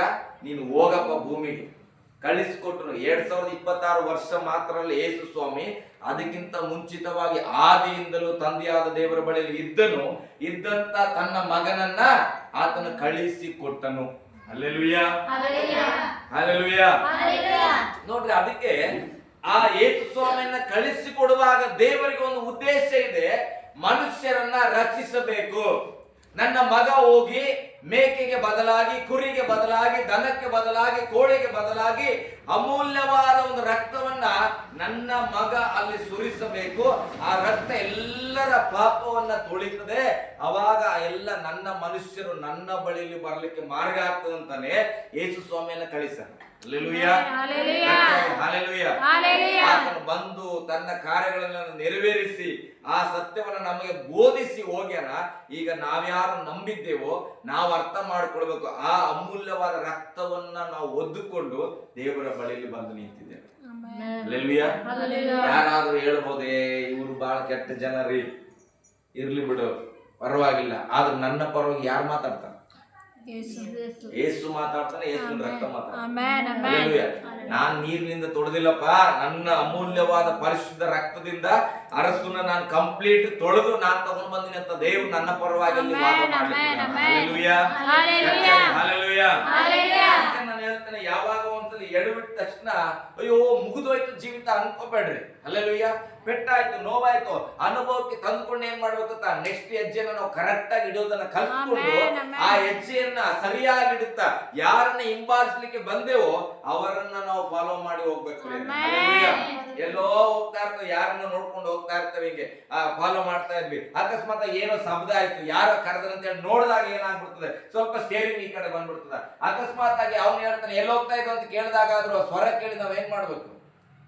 ನಮ್ಮ ಡ್ರೈವಿಂಗ್ ತಿರುಗಿಸ್ಕೊಂಡು ನಮ್ಮ ಯಜಮಾನ ಎಲ್ಲಿ ಹೋಗ್ಬೇಕಂತ ಅಲ್ಲಿ ಹೋಗ್ಬೇಕಾಗ್ತದೆ. ಹಲ್ಲೆಲೂಯಾ. ಬೈಬಲ್ ಹೇಳ್ತದೆ, ನನ್ನ ಕುರಿಗಳು ಏನ್ ಮಾಡ್ತಾವಂತ? ನನ್ನ ಸ್ವರಕ್ಕೆ ಕಿವಿ ಕೊಡ್ತಾವ. ನಾವು ದೇವರ ಮಕ್ಕಳಾಗಿರುವ ಕಾರಣ ದೇವರು ಒಂದು ಚಿಕ್ಕ ಹೊಡೆದ್ರೆ ನಮ್ಗೆ ಅರ್ಥ ಆಗ್ಬಿಡುತ್ತೆ, ಎಲ್ಲೋ ಮಿಸ್ ಆಗ್ತಾ ಇದ್ದೇವೆ. ಏನ್ ಮಾಡ್ಬೇಕು? ಆ ಸ್ಥಳದಿಂದ ನಾವು ಬದಲಾವಣೆ, ಆ ಮಾರ್ಗದಿಂದ ಬದಲಾವಣೆ, ಆ ಜ್ಞಾನದಿಂದ ಬದಲಾವಣೆ, ಆ ಪಾಪದ ಮಾರ್ಗದಿಂದ ನಾವು ಎದ್ದು ಬರುವಾಗ ದೇವರು ನಮ್ಮನ್ನ ಸಲೀಸಾಗಿ ಪರಲೋಕದ ರಾಜ್ಯದ ಕಡೆಗೆ ನಡೆಸುವನಾಗಿದ್ದಾನೆ. Hallelujah, hallelujah. ಮುಂದೆ ಹೋದ್ರೆ ಹಾಗೆ ನೀವು ಮಾತಾಡುತ್ತಿರುವ ಆತನ ಮಾತನ್ನು ಕೇಳಲಿಲ್ಲವೆಂದು ಹೇಳಬಾರದು. ಹಲ್ಲೆಲೂಯಾ. ಏನಂತ? ನೀವು ಮಾತಾಡುತ್ತಿರುವ ಆತನ ಮಾತನ್ನು ಕೇಳಲಿಲ್ಲವೆಂದು ಹೇಳಬಾರದು. ಓಕೆ, ಆಮೇಲೆ ಭೂಮಿಯ ಮೇಲೆ ದೈವೋಕ್ತಿಗಳನ್ನು ಆಡಿದವನಿಗೆ ಮನಸ್ಸಿಲ್ಲದೆ ಇದ್ದ, ಕಿವಿಗೋಡ ಮನಸ್ಸಿಲ್ಲದೆ ಇದ್ದ ಇಸ್ರಾಯೇಲರು ದಂಡನೆಗೆ ತಪ್ಪಿಸಿಕೊಳ್ಳದಿದ್ದರೆ ಪರಲೋಕದಿಂದ. ಮೋಸೆ ಮಾತಾಡ್ತಾ ಇದ್ರು ದೇವರ ಬಗ್ಗೆ. ನೋಡ್ರಿ, ಹಿಂಗೆ ಹೇಳ್ಯಾನ ದೇವ್ರು, ಹಿಂಗೆ ಹೇಳ್ಯಾನ, ಹಿಂಗೆ ನಡ್ಕೊಡ್ರಿ, ಹೀಗೆ ಬನ್ರಿ, ಇದನ್ನೇ ತಿನ್ರಿ, ಇದನ್ನೇ ಉಣ್ರಿ, ಇಲ್ಲೇ ಗುಡಾರ ಹಾಕೊಡ್ರಿ, ಹೀಗೆ ಆರಾಧನೆ ಮಾಡ್ರಿ, ದೇವರನ್ನ ಬಿಟ್ಟು ಯಾವುದೇ ಮೂರ್ತಿ ಪೂಜೆ ಮಾಡಬಾರದು. ಹಲ್ಲೆಲೂಯಾ. ಯಾವುದೇ ಮೂರ್ತಿ ವಿಗ್ರಹಾರಾಧನೆಗಳಿಗೆ ನೈವೇದ್ಯ ಮಾಡಿದ್ದನ್ನ ತಿನ್ನಬಾರದು, ಮತ್ತೊಬ್ಬರ ಆಸ್ತಿಯನ್ನು ಆಶಿಸಬಾರದು, ಸುಳ್ಳು ಸಾಕ್ಷಿ ಹೇಳಬಾರದು, ಪರಸ್ತ್ರೀಯರನ್ನು ನೋಡಬಾರದು, ಅನೇಕ ಕಾರ್ಯಗಳನ್ನು ಹೇಳುವಾಗ ಏನ್ ಮಾಡಿದ್ರು ಇಸ್ರಾಯೇಲರು? ತಪ್ಪಿದ್ರು. ಮೋಸೆ ಹೇಳಿದಂತ ಮಾತುಗಳಿಗೆ ಏನ್ ಮಾಡಿದ್ರು? ತಪ್ಪಿ ಹೋದಾಗ ಅವ್ರಿಗೆ ಶಿಕ್ಷೆ ಬಂತ ಇಲ್ಲ. ಹಲ್ಲೆಲೂಯಾ. ಶಿಕ್ಷೆ ಬಂತ ಇಲ್ಲ, ಬಂತು. ನಾವು ಗಮನಿಸ್ತೇವೆ, ಅರಣ್ಯಕಾಂಡ ಪುಸ್ತಕಗಳನ್ನು ಓದುವಾಗ ಅವರ ಮೊಂಡತ್ವ, ಅವರು ಮಾಡಿದ ಅವಿಧಿತ್ವಕ್ಕೆ ಒಂದೇ ದಿನದಲ್ಲಿ 20,000ಕ್ಕಿಂತ ಹೆಚ್ಚು ಜನ ಸತ್ತು ಹೋಗ್ಬಿಡ್ತಾರೆ ಸರ್ಪಗಳು ಬಂದಾಗ. ಹಲ್ಲೆಲೂಯಾ. Within second. ಕಾರಣ ಏನು? ದೇವರಿಗೆ ಹೊಟ್ಟೆಗಿಸಿ ಬಂತ ಇವರು ಬಹಳ ಅದ್ಭುತವಾಗಿದೆ ಸಾಯಿಸ್ಬಿಡ್ಬೇಕಂದ್ರೆ ಇವರು ಮಾಡಿದ ತಪ್ಪಿಗೆ ಅವ್ರಿಗೆ ಪನಿಷ್ಮೆಂಟ್ ಬಂತು. ಹಲ್ಲೆಲೂಯಾ. ಆವಾಗ ಒಬ್ರೊಬ್ರು ಸಾಯ್ತಾ ಇರುವಾಗ ಏನ್ ಮಾಡಿದ್ರು? ಚಿರಾಡ್ತಾ ಇದ್ರೆ, ಗೋಳಾಡ್ತಿದ್ರೆ, ಅಯ್ಯೋ ಅಂತ. ಆವಾಗ ಮೋಸೆ ಪ್ರಾರ್ಥನೆ ಮಾಡಿದ್ರೆ ದೇವರು ಮೋಸೆಗೆ ಹೇಳ್ತಾನ, ನೀನ್ ಏನ್ ಮಾಡು, ತಾಮ್ರದಿಂದ ಆ ಹಾವಿನ ಚಿಹ್ನೆಯನ್ನು ಮಾಡಿ ಮೇಲೆ ಎಲ್ಲಾರು ಕಾಣುವಂತೆ ನೀನ್ ನೇತಾಕು, ಅದನ್ನ ಯಾರು ನೋಡ್ತಾರೋ ಅವ್ರು ಬದುಕುವರು. ಹಲ್ಲೆಲೂಯಾ. ಯಾರೆಲ್ಲ ಅದನ್ನು ದೃಷ್ಟಿಸಿದ್ರೋ ಅವರು ಬದುಕುಳಿದ್ರು. ಹಾಗಾದ್ರೆ ಯಾರು ದೈವೋಕ್ತಿಗಳನ್ನ ನುಡಿದ ಮೋಸೆಯ ಮಾತಿಗೆ ಅವಿಧೇಯರಾದ್ರು ಅವರು ಮರಣ ಹೊಂದಿದ್ರು. ಯಾರು ಮೋಸೆಯ ಮಾತನ್ನ ಕೇಳಿ ಅಪ್ಪ ಇವಾಗ ನಾವು ಮನೆ ತಿರುಗ್ತೇವೆ ಅಂತ ಯಾರು ಆ ಒಂದು ಕಂಚಿನ ತಾಮ್ರದ ಆ ಚಿಹ್ನೆಯನ್ನ ನೋಡಿದ್ರು ಅವರು ಬದುಕಿದ್ರು ಪ್ರೇರೆ. ಹಲ್ಲೆಲೂಯಾ. ಇವತ್ತು ಬೈಬಲ್ ಹೇಳ್ತದೆ, ಆ ಮೋಸೆ ಮನುಷ್ಯನ ಹೇಳಿದ ಮಾತಿಗೆ, ಮೋಸೆ ಮನುಷ್ಯನ, ದೇವರ ಆರಿಸಿಕೊಂಡ ಮನುಷ್ಯ ಅಲ್ಲ, ಪ್ರವಾದಿ. ಹಲ್ಲೆಲೂಯಾ. ದೇವರ ಆರಿಸಿಕೊಂಡ ಒಬ್ಬ ವ್ಯಕ್ತಿ, ಆತನು ಹೇಳಿದ ಮಾತಿಗೆ ವಿಧೇಯತೆ ತೋರದೆ ಇದ್ರೆ ಮರಣ ಬಂತು. ಹಾಗಾದ್ರೆ ಈಗ ನಮಗೆ ಈ ಮಾತುಗಳನ್ನ ಹೇಳ್ತಾ ಇರೋದು ಯಾರು?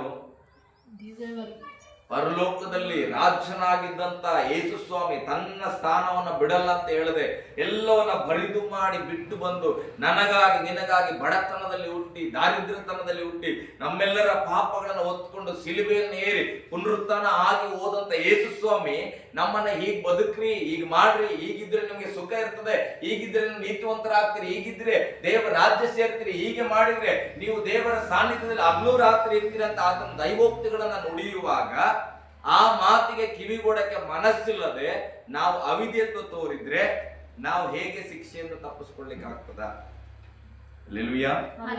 ಅದನ್ನೇ ಸತ್ಯವೇದ ಹೇಳ್ತದೆ, ನೀವು ಮಾತನಾಡುತ್ತಿರುವ ಆತನ ಮಾತನ್ನು ಕೇಳಲೊಲ್ಲವೆಂದು ಹೇಳಬಾರದು. ಭೂಮಿಯ ಮೇಲೆ ದೈವೋಕ್ತಿಗಳನ್ನು ಆಡಿದವನಿಗೆ ಕಿವಿಗೊಡ ಮನಸ್ಸಿಲ್ಲದೆ ಇದ್ದ ಇಸ್ರಾಯೇಲರು ದಂಡನೆಗೆ ತಪ್ಪಿಸಿಕೊಳ್ಳದಿದ್ದರೆ ಪರಲೋಕದಿಂದ ಮಾತನಾಡುವವನಿಗೆ ನಾವು ಕಿವಿಗೊಡ ಮನಸ್ಸಿಲ್ಲದೆ ತೊಲಗಿದರೆ ಹೇಗೆ ತಪ್ಪಿಸಿಕೊಂಡೆವು? ಅಲ್ಲೆಲೂಯಾ. ಭೂಮಿ ಮೇಲೆ ಮಾತಾಡಿದ ಮನುಷ್ಯನ ಮಾತಿಗೆ ನಾವು ವಿಧೇಯತೆ ಆಗಿಲ್ಲ ಅಂದ್ರೆ ನಮಗೆ ಶಿಕ್ಷೆ ಬರ್ತದೆ. ಶಾಲೆಯಲ್ಲಿ ಟೀಚರ್ ಹೇಳ್ಬಿಡ್ತಾರೆ 9:30 ಒಳಗಡೆ ನೀವು ಶಾಲೆಯಲ್ಲಿ ಇರ್ಬೇಕು ಅಂತ ಹೇಳಿದಾಗ ಒಂದು ದಿನ 9:45 ಹೋದೆ, ಏನೋ ಸಮಯ ಕೊಟ್ಟಿರ್ಬಹುದು. 2ನೇ ದಿನ 9:45 ಹೋದೆ, ಏನ್ ಮಾಡ್ತಾರೆ ಶಾಲು? ಏನ್ ಮಾಡ್ತಾರೆ ಮಗ? ಹೊಡಿತಾರ. ಅಲ್ಲೆಲೂಯಾ. ಯಾಕೆ ಹೊಡೆದಾರ? ತನಗೆ ಅವರ ಮಾತಿಗೆ ವಿಧಿಯಾಗಿಲ್ಲ ಅಂತ, ಅದಕ್ಕೆ ಹೊಡೆದ. ಹಾಗಾದ್ರೆ ಭೂಮಿಯ ಮೇಲಿರುವ ಮನುಷ್ಯನ ಮಾತಿಗೆ ವಿಧಿ ಆಗಲ್ಲ ಅಂದ್ರೆ ಶಿಕ್ಷೆ ಇದೆ. ನಮ್ಮ ಕರ್ನಾಟಕದ ಭಾರತದ ಕಾನೂನು ಏನೋ ಹೇಳ್ತದ. ಅಲ್ಲೆಲೂಯಾ. ಏನೋ ಯಾರನ್ನಾದ್ರೂ ಕೊಲೆ ಮಾಡ್ಬಿಟ್ರೆ ಅವ್ರಿಗೆ ಜೀವಾವಧಿ ಶಿಕ್ಷೆ ಕೊಡ್ತಾರೆ. ಹೋಗಿ ಕೊಲೆ ಮಾಡ್ಬಿಟ್ಟು ಅಂತ ಇಟ್ಕೊಡ್ರಿ, ಏನ್ ಮಾಡ್ತಾರ ಅವ್ರು? ಯಾರಂತ ನೋಡಲ್ಲ, ತಗೊಂಡೋಗಿ ಜೀವಾವಧಿ ಶಿಕ್ಷೆ ಎಲ್ಲ ಹಾಕ್ಬಿಡ್ತಾರೆ. ಅಲ್ಲೆಲೂಯಾ. ಕಾರಣ ಏನು? ಮನುಷ್ಯರು ಮಾಡಿದ ಒಂದು ನ್ಯಾಯ ಅದು, ಆ ಸಂವಿಧಾನ. ಆ ಸಂವಿಧಾನಕ್ಕೆ ನಾವು ವಿಧಿಯರಾಗಿಲ್ಲ ಅಂದ್ರೆ ನಮ್ಗೆ ಏನ್ ದೊರಕುತ್ತದ? ವಿಧಿ ಆಗಿಲ್ಲ ಅಂದ್ರೆ ಏನಿಲ್ಲ, ಅದರಲ್ಲಿ ಏನ್ ಬರೆದಿದೆ ಆ ಶಿಕ್ಷೆ ನಮಗೆ ಸಿಗ್ತದ. ಹಾಗಾದ್ರೆ ಮನುಷ್ಯರಿಗೆ ವಿಧಿಯರೇ ಆಗದೆ ಇರುವಾಗ ಇಷ್ಟು ಶಿಕ್ಷೆ ಬರುವುದಾದರೆ ಪರಲೋಕದ ದೇವರು ನನ್ನ ಕುರಿತಾಗಿ ನಿನ್ನ ಕುರಿತಾಗಿ ಮಾತಾಡುವಾಗ ಆ ಪರಲೋಕದ ದೇವರ ಮಾತಿಗೆ ಕಿವಿಗೊಡಕ್ ಮನಸ್ಸಿಲ್ಲದೆ ಬಿಡ ಆತ ಏನ್ ಹೇಳ್ತಾನ, ನಮ್ಗೆಲ್ಲ ಗೊತ್ತದ, ಇವ ಹೇಳ್ದಂಗ ನಾನೇ ಹಾಕಿರ್ಬೇಕು, ದೇವ್ರು ಹಂಗೆ ಹೇಳ್ತಾ ಇರ್ತಾನ, ಅದೆಲ್ಲ ಮಾಡಕ್ಕಾಯ್ತದ ಅಂತೇಳಿ ನಮ್ಗಿಷ್ಟ ಬಂದ ಹಾಗೆ ಇದ್ರೆ ನಾವೇಗೆ ಶಿಕ್ಷೆಯಿಂದ ತಪ್ಪಿಸ್ಕೊಳ್ಲಿಕ್ಕೆ ಆಗ್ತದ? ಅಲ್ಲೆಲೂಯಾ. ಮನುಷ್ಯರೇ ಶಿಕ್ಷೆ ಕೊಟ್ಟೇ ಕೊಡ್ತಾರಂದ್ರೆ ದೇವರನ್ನ ಯೋಚನೆ ಮಾಡ್ರಿ. ಮನುಷ್ಯನನ್ನು ಉಂಟು ಮಾಡಿದವನು ದೇವರು, ಮನುಷ್ಯನಿಗೆ ಜ್ಞಾನ ಕೊಟ್ಟವನು ದೇವರು. ಅದಕ್ಕೆ ಬೈಬಲ್ ಹೇಳ್ತದೆ, ಪರಲೋಕದಲ್ಲಿಂದ ಮಾತನಾಡುವ ಮಾತಿಗೆ ಕಿವಿಗೂಡ ಮನಸ್ಸಿಲ್ಲದೆ ಹೋದ್ರೆ ಹೇಗೆ ತಪ್ಪಿಸಿಕೊಂಡಿರಿ? ಮುಂದೆ ಹೋದ್ ಮಗಂಗೆ 26. ಆತನ ಧ್ವನಿಯು ಆ ಕಾಲದಲ್ಲಿ ಭೂಮಿಯನ್ನು ಕದಲಿಸಿತು. ಆತನ ಧ್ವನಿಯು ಆ ಕಾಲದಲ್ಲಿ ಭೂಮಿಯನ್ನ ಕದಲಿಸಿತು. ಈಗಲಾದರೂ ಆತನು ಇನ್ನೊಂದೇ ಸಾರಿ ನಾನು ಭೂಮಿಯನ್ನು ಮಾತ್ರವಲ್ಲದೆ ಪರಲೋಕವನ್ನು ನಡಗಿಸುವೆನೆಂದು ವಾಗ್ದಾನ ಮಾಡಿದ್ದಾನೆ. ಒಂದು ಸಾರಿ ನಡಗಿಸಿದ್ರೆ ಅಷ್ಟು ಅಲ್ಲೋಲ ಕಲ್ಲೋಲಗಳು ಹಳೆ ಪುಸ್ತಕಗಳು ಅಳವಡಿಕೆಯಲ್ಲಿ ನೋಡುವಾಗ. ಹಾಗಾದ್ರೆ ದೇವ್ರು ಹೇಳ್ತಾನೆ, ಮತ್ತೊಂದು ಸಾರಿ ನಾನು ಏನ್ ಮಾಡ್ತೇನೆ, ಭೂಮಿಯನ್ನು ಅಲ್ಲದೆ ಪರಲೋಕನ ಕೂಡ ಅಲ್ಲಾಡಿಸ್ತಾನೆ. ಅಲ್ಲೆಲೂಯಾ. ಹಾಗಾದ್ರೆ ಒಂದ್ಸಾರಿ ಏನಾಯ್ತು? ಆಗಿನ ಕಾಲದಲ್ಲಿ ನಾವು ನೋಡುವಾಗ ಹಳೆ ಒಡಂಬಡಿಕೆ ಆದಿಕಾಂಡದಲ್ಲಿ ಪರಲೋಕದಲ್ಲಿ ಇದ್ದಂತ ಲೂಸಿಫರ್ ಏನ್ ಮಾಡಿದನು? ನಾನು ಅಲ್ಲಿ ಇದ್ರೆ ನನಗೆ ಆರಾಧನೆ ಮಾಡ್ತಾರ, ದೇವರ ಸ್ಥಾನವನ್ನ ಮನಸ್ಸಲ್ಲಿ ಯೋಚಿಸಿದ್ರೆ ಏನ್ ಮಾಡಿದ್ನು? ತಪ್ಪಂತ ದೊಬ್ಬಿ ಬಿಟ್ಟನು. ಆತನ ದೊಬ್ಬುವಾಗ ಆತನ ಜೊತೆಯಲ್ಲಿ ಆತನನ್ನು ಹಿಂಬಾಲಿಸುವ ಅನೇಕ ದೂತರ ಅವನ ಸಹವಾಸದಲ್ಲಿ ಬಿದ್ದು ಹೋಗ್ಬಿಟ್ಟು. ಹಾಗಾದ್ರೆ ಇವತ್ತು ನಾನು ಹೇಳ್ತೇನೆ, ದೇವರು ತಿರುಗಿ ಹೇಳ್ತಾನ, ಮತ್ತೊಂದ್ ಸಾರಿ ಭೂಮಿಯನ್ನ ಪರಲೋಕವನ್ನ ನಾನು ಏನ್ ಮಾಡ್ಲಿಕ್ಕಿದ್ದೇನೆ? ನಡುಗಿಸುವುದಕ್ಕಿದ್ದೇನೆ. ವಾಗ್ದಾನ ಇದು. ವಾಗ್ದಾನಗಳು ನೆರವೇರ್ತದೆ ಇಲ್ಲ, ತಕ್ಕ ಕಾಲದಲ್ಲಿ ವಾಗ್ದಾನ ನೆರವೇರ್ಬಿಡ್ತದ. 9 ತಿಂಗಳು ತುಂಬಿದ ಮೇಲೆ 1 ದಿನ ಲೇಟ್ ಆಗ್ಬೋದು, 2 ದಿನ ಲೇಟ್ ಆಗ್ಬೋದು. ದೇವರು ನೇಮಿಸಿದ ಸಮಯದಲ್ಲಿ ಮಗು ಏನಾಗ್ತದೆ? ಅದು ಡೆಲಿವರಿ ಆಗೇಬೇಕು. ಬ್ಯಾಡ ಇವತ್ತು ಬ್ಯಾಡ, ಭಾನುವಾರ ಇವತ್ತು ಬ್ಯಾಡ ಅಂದ್ರೆ ಇರ್ತದ? ಮಗು ಇರಂಗಿಲ್ಲ. ಅಲ್ಲೆಲೂಯಾ. ಹಾಗೆ ವಾಗ್ದಾನಗಳು ನೆರವೇರಿಸುವ ದೇವರು ಮಾತಾಡ್ತಾ ಇದ್ದಾನೆ. ಭೂಮಿಯನ್ನ ಪರಲೋಕವನ್ನ ನಡುಗಿಸುವುದು ಕೂಡ ಒಂದು ವಾಗ್ದಾನ. ಹಾಗಾದ್ರೆ ಆ ವಾಗ್ದಾನದ ದಿನದವರೆಗೆ ನಾವು ಹಿಂಗೇ ಇದ್ರೆ ಆವತ್ತು ಸೈತಾನನು ಬಿದ್ದ ಹಾಗೆ ನಾವು ಕೂಡ ಪಾತಾಳದಲ್ಲಿ ಬೀಳ್ಬೇಕು. ಅಲ್ಲೆಲೂಯಾ. ಗಟ್ಟಿಯಾಗಿ ಅಲ್ಲೆಲೂಯಾ.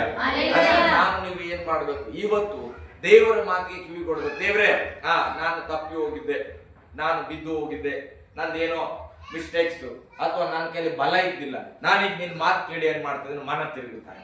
ಅಲ್ಲೆಲೂಯಾ. ನಿನ್ನ ಮಾತಿಗೆ ವಿಧಿಯನ್ನಾಗ್ತೇನೆ. ಅವ್ರು ಹೇಗೆ ಇಸ್ರಾಯೇಲರು ಕೆಲವರು ಸತ್ರು, ಕೆಲವರು ತಾಮ್ರದ ಒಂದು ಚಿಹ್ನೆಯನ್ನು ನೋಡಿದ್ರು, ಹಾಗೆ ಇವತ್ತು ನಾವು ಕೂಡ ಆ ತಾಮ್ರ ಕಂಚು ಯಾವುದಕ್ಕೆ ಹೋಲಿಕೆ? ಯೇಸು ಸ್ವಾಮಿಯ ಪಾದಕ್ಕೆ ಹೋಲಿಕೆ ಆಗಿದೆ.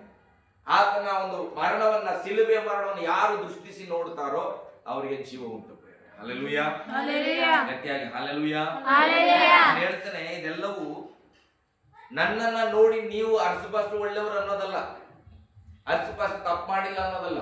ನನ್ನ ಒಳಗಡೆ ಒಂದು ಆತ್ಮ ಸಾಕ್ಷಿ ಅಂತ ಇದೆ ಅಲ್ಲ. ನಾನೇನು, ನಾನು ಹೇಗೆ ಬದುಕ್ತಾ ಇದ್ದೇನೆ, ನಾನು ಹೇಗೆ ಜೀವಿಸ್ತಾ ಇದ್ದೇನೆ ಅಂತ ಯಾರಿಗೆ ಗೊತ್ತು? ನನ್ನ ಒಳಗಿರತಕ್ಕಂಥ ಮನಸ್ಸಾಕ್ಷಿಗೆ ಗೊತ್ತು. ಅದಕ್ಕೆ ಪೌಲನು ಹೇಳ್ತಾನೆ, ನನ್ನ ಮನಸ್ಸಾಕ್ಷಿಗೆ ವಿರುದ್ಧವಾಗಿ ನಾನು ನಡೆಯಲ್ಲ. ಹಲ್ಲೆಲೂಯಾ. ನನ್ನ ಮನಸ್ಸಾಕ್ಷಿ ನನ್ನ ಬಗ್ಗೆ ತಪ್ಪನ್ನ ನುಡಿಯದಂತೆ ನಾನು ಬದುಕಿದ್ರೆ ಸಾಕು. ಲೋಕದವ್ರು ಒಪ್ಕೋತಾರ ಇಲ್ಲೋ ಬೇಡ, ನೀನು ಕಣ್ಣು ಮುಚ್ಚಿದ್ರೆ ನಿನ್ನ ಆತ್ಮ ಸಾಕ್ಷಿ ಹೇಳ್ಬೇಕು, ನೀನು ಒಳ್ಳೆಯವನನ್ಬೇಕು, ನೀನು ಪರಿಶುದ್ಧನನ್ಬೇಕು, ನಿನ್ನ ಪ್ರಾರ್ಥನೆನ ದೇವ್ರು ಮೆಚ್ಚನಂತ ಯಾರ ಮನಸ್ಸು ಹೇಳ್ಬೇಕು? ನನ್ನ ಮನಸ್ಸು ಹೇಳ್ಬೇಕು, ಬೇರೆಯವ್ರು ಹೇಳೋದು ಬೇಡ. ಈಗ ನಾನು ಜಪ ಮಾಡ್ತಾ ಇರ್ತೇನೆ, ನಮ್ಮ ಸಾಧ್ಯ ನಮ್ಮ ಬಾಜು ಬಹಳ ಮಸ್ತ್ ಜಪ ಮಾಡ್ತಾರಪ್ಪ, ದೇವ್ರು ಕೇಳ್ತಾರೆ, ಅದು ಲೆಕ್ಕಕ್ಕಿಲ್ಲ. ಆದ್ರೆ ನನ್ಗನ್ಸ್ಬೇಕು, ನಾನು ಮೊಣಕಾಲ ಹಾಕ್ದಾಗ ಓ ಈ ಪ್ರಾರ್ಥನೆಯನ್ನ ನಿಜವಾಗಿ ನಾನು ದೇವ್ರು ಕೇಳೋಣಂತ ನನ್ನೊಳಗಿರುವ ನನ್ನ ಮನಸ್ಸಾಕ್ಷಿ ಒಪ್ಕೊಂಡ್ರೆ ಅದು ಸಕ್ಸಸ್ ಆಗ್ತದೆ. ಹಲ್ಲೆಲೂಯಾ. ಅದಕ್ಕೆ ನಾವು ಯಾರಿಗಾಗಿ ಬದುಕೋದು ಬೇಡ ಪ್ರೇರೆ. ನಮ್ಮ ಒಳಗಡೆ ಜಡ್ಜ್ಮೆಂಟ್ ಅನ್ನೋದು ಹೇಗಿಟ್ಟನ, ಪವಿತ್ರಾತ್ಮ ನಮ್ಮ ಒಳಗಡೆ ಇದ್ದಾನ. ಆ ಮನಸ್ಸಾಕ್ಷಿ ನಮಗೆ ನಾವು ಒಳ್ಳೆಯವರು ಅನ್ಸ್ಬೇಕು, ನಾನು ಮಾಡುವ ಕಾರ್ಯ ಒಳ್ಳೇದು ಅನ್ಸ್ಬೇಕು, ನಾನು ತೆಗೆದುಕೊಳ್ಳೋ ತೀರ್ಮಾನ ಒಳ್ಳೇದು ಅನ್ಸ್ಬೇಕು, ನಾನು ಮಾಡುವ ಆರಾಧನೆ ಮೊದಲು ನನಗೆ ಸರಿಗಿದೆ ಅನ್ಸ್ಬೇಕು. ಹಲ್ಲೆಲೂಯಾ, ಗಟ್ಟಿಯಾಗಿ ಹಲ್ಲೆಲೂಯಾ. ಅದನ್ನೇ ದೇವ್ರು ಹೇಳ್ತಾ ಇದ್ದಾನೆ, ಯಥಾರ್ಥ ಹೃದಯರು. ಹಲ್ಲೆಲೂಯಾ. ಅದನ್ನೇ ದೇವ್ರು ಹೇಳ್ತಾರೆ, ಸತ್ಪುರುಷರು. ಅಂದ್ರೆ ನಮ್ಮ ಮನಸ್ಸಾಕ್ಷಿಯನ್ನ ಕೇಳಿ ನಾವು ಜೀವಿಸುವಾಗ ನಮ್ಮನ್ನ ದೇವರು ತಿರುಗಿ ಎಬ್ಬಿಸಿ ದೇವರ ಸನ್ನಿಧಿಯಲ್ಲಿ ನಿಲ್ಲಿಸುವವನಾಗಿದ್ದಾನೆ. ಹಲ್ಲೆಲೂಯಾ. ಯೋಹಾನ್ ಬರೆದ ಸುವಾರ್ತೆ 4:23 ಓದ್ರಿ.